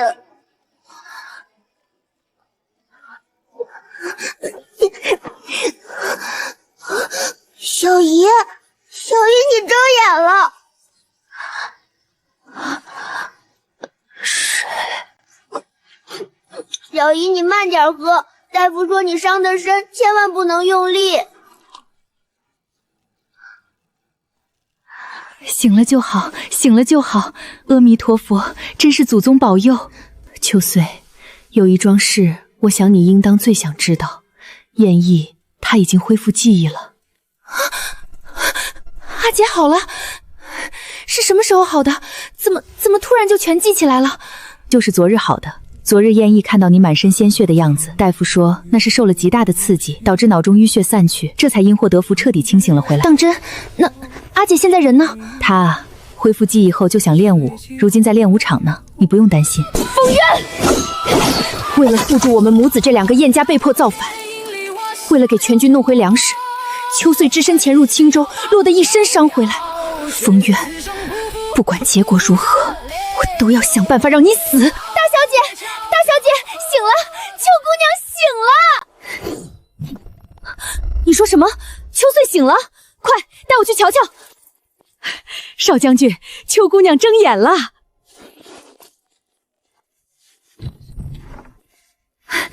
秋穗，太子妃，喊阿姐。当初为了掩饰身份，才不得已喊您阿姐的。我和艳福本就没有关系，您当初也失去记忆，才一直没有纠正称呼。娘亲，你干嘛？你先出去，我和你小姨有话要说。燕云，你也出去，等会儿再进来。秋穗，你是觉得我燕翼是一个忘恩负义的人吗？不是啊，不是的，阿姐，我没这样想啊。既然喊了阿姐，往后便不许改口。太子妃已经在长春殿的大火里死去了，现在的燕翼只是燕官燕家的女儿，是你的姐姐。秋穗，你听着，以前在宫里你是贴身伺候的，你守规矩知礼数，我亦理所当然的受着。可打从你不要命的冲进火海，把阿芝和我从火堆救出来的那一刻起，那主仆二字便被那把火烧得干干净净了。阿姐，那段日子你护着我们母子东躲潜藏，成功带着我们来到燕关，为了阿芝苦心孤诣，现在更是为了燕义军拿命去搏那几10万斤粮。这世间尊卑有许多种，条条框框也多，但在我心里，救命之恩，同袍之情大过天。我现在的命是你给的，阿芝的命也是你给的。若因为我清醒了，便要你退回去做个唯唯诺诺的丫鬟，那我燕翼成什么人了？你让我如何面对阿芝，又如何承得起你之前为我们母子的殚精竭虑？是我想差了，阿姐，我都听你的。少将军，你来得正好，魏州的粮食危机可解决了，那些从青州带出来的粮食可有顺利入仓？还有燕关这边百姓手里的余粮还够吗？粮价可还稳得住？都解决了。多亏了你这次去青州筹得的那几10万斤粮，魏州的燃眉之急已解。那就好，不枉我挨了那一剑。以后这种险事你就不必再去了。若早知你会伤成这样，我也绝不会点头让你踏出燕关半步。少将军，你这便是会逼必一了。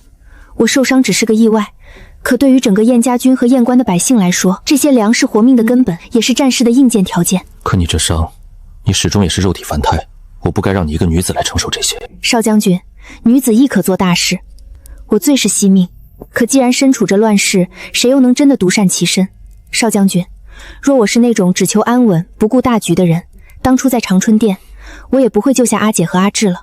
你总是有一堆道理等着我，只是秋穗，燕家的重担不该全压在你一个人的肩膀上。好了，少将军，道理我都懂，但我先前有苦困，你要是真觉得我不该一个人扛，那往后便多派些人手护着我，现下先让我歇息吧。那你好生歇着。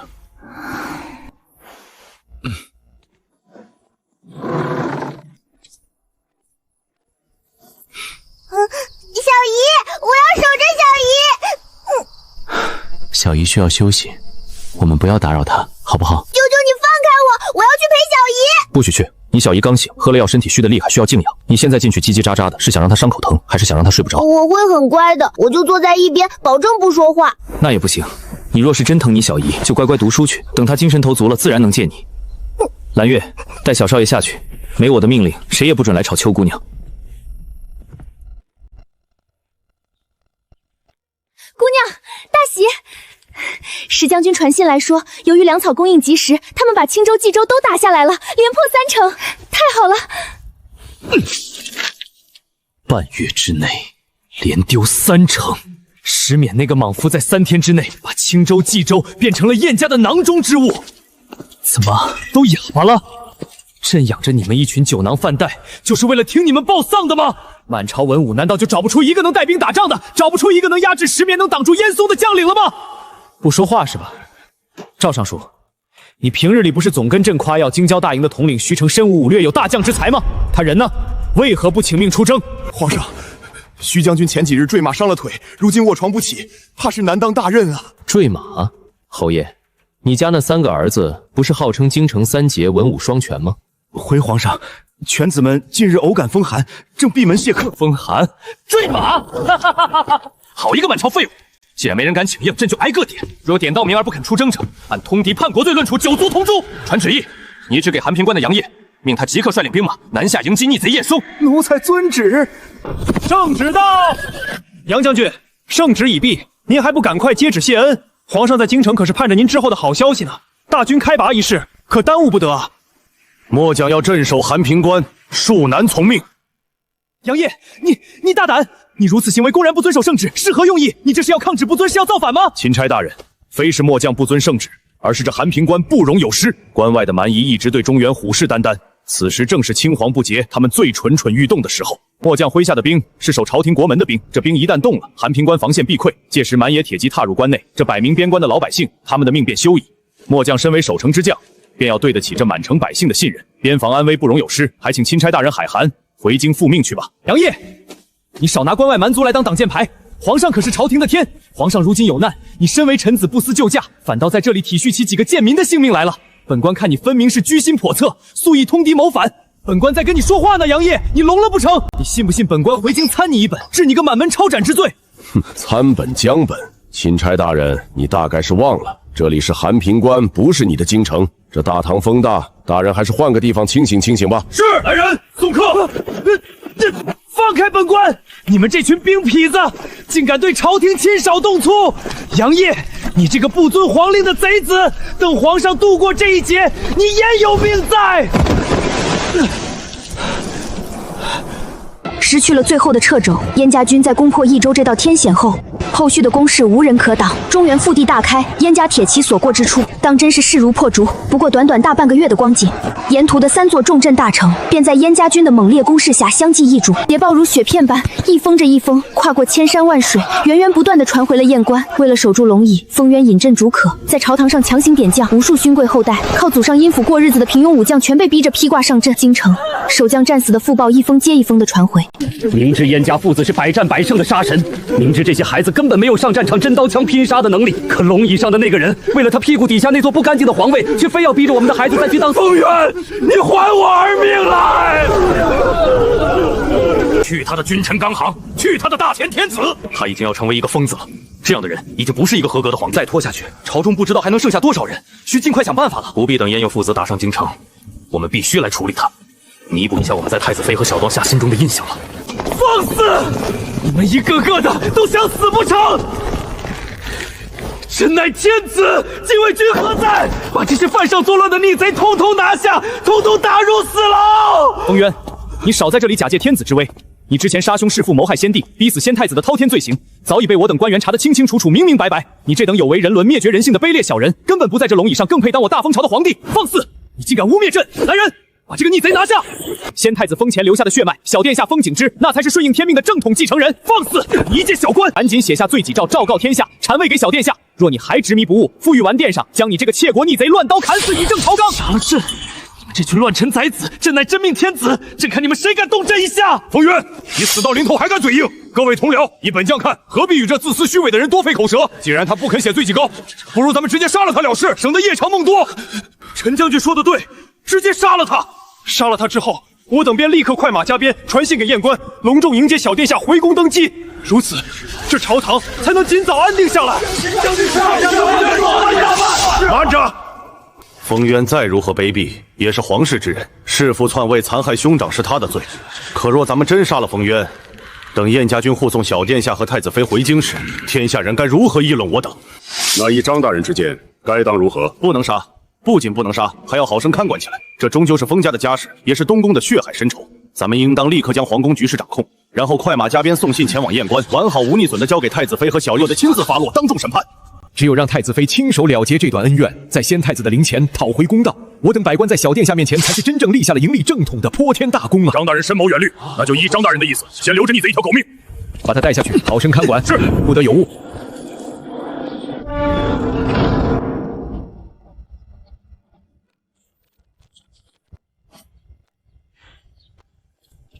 800里加急，快马加鞭！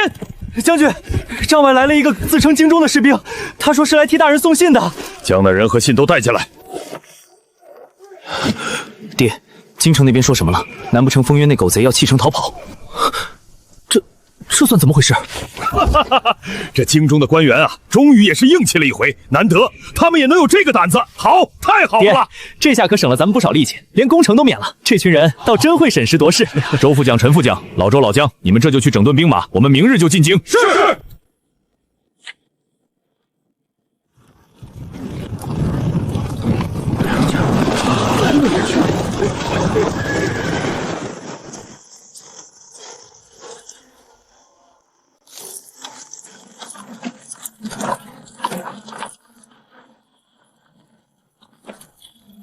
阿姐，京中5品以上的官员都着白袍素衣跪在城门口等着你，说他们被奸人蒙蔽，让封渊祸乱昌纲，致使太子妃和小枣爷流落在外，无颜面对先皇和先太子，请你降罪。这些个文臣脑子可真是聪明，样子是做得真好。阿志啊，你娘现在憋屈死了，你可要记住，以后对于这种两面三刀的臣子不能要，否则倒霉的是自己。小姨，阿志记住了。别想那些了，现在这些人都在城门口等着，周围百姓也看着，你还是快去见见。诸位爱卿，平身吧。太子妃，我们有罪，实在是不敢起身啊。林国公和张丞相的艰难，本宫也知晓。说到底，这些事情也都是封渊造成的。如今主谋已经被擒拿，本宫也该找他算账才是。多谢太子妃开恩。恭迎太子妃和小殿下回京。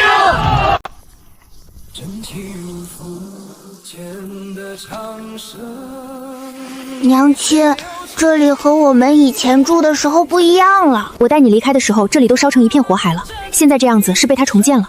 阿姐，现在要紧的是去问封渊太子的尸骨在哪里。我已经让蓝月和蓝菊将行李收拾在东宫，你先带着阿珍，有事情在宫门找燕云，我先去处理封渊的事了。阿姐放心，这里有我呢。你们这些乱臣贼子，朕会重新夺回朕的皇位。朕乃天子，你们都奈何不了朕的。是你，杀了你！朕要杀了你！杀了你，皇位还是朕的！太子妃小心！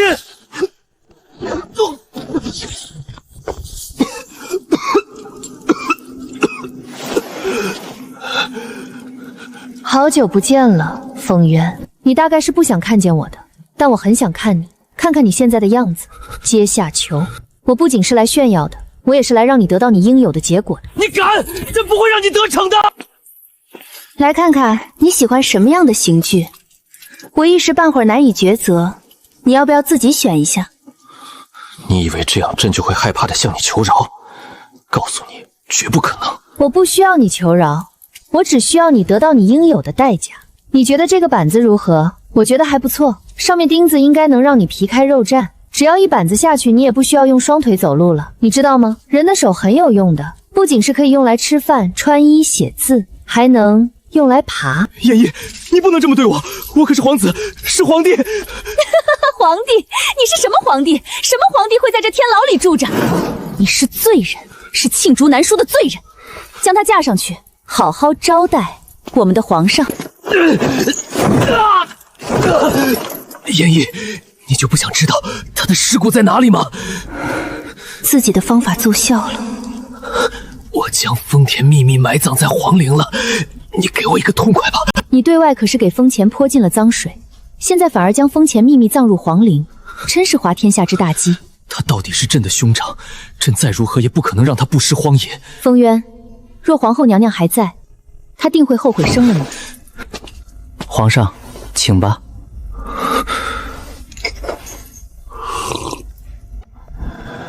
阿渊别怕，有我在，跟着我走，绝不会让你摔一下、磕一下。我的弟弟，轮不到旁人置气欺负。阿渊受委屈了，别哭，兄长在，往后没人能伤你分毫。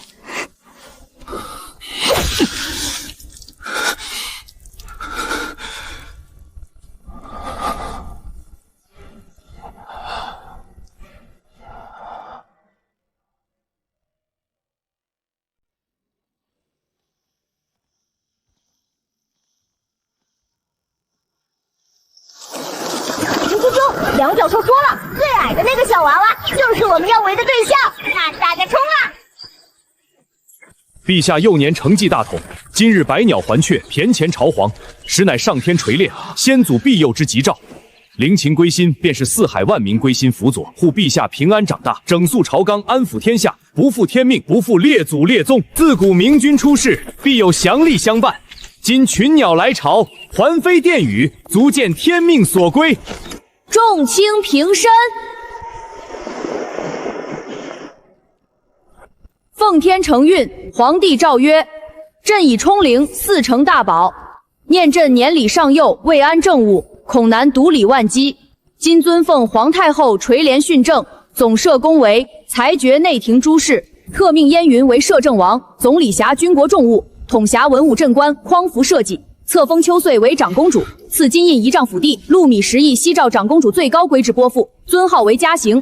布告天下，强使闻之。钦此。臣等领旨。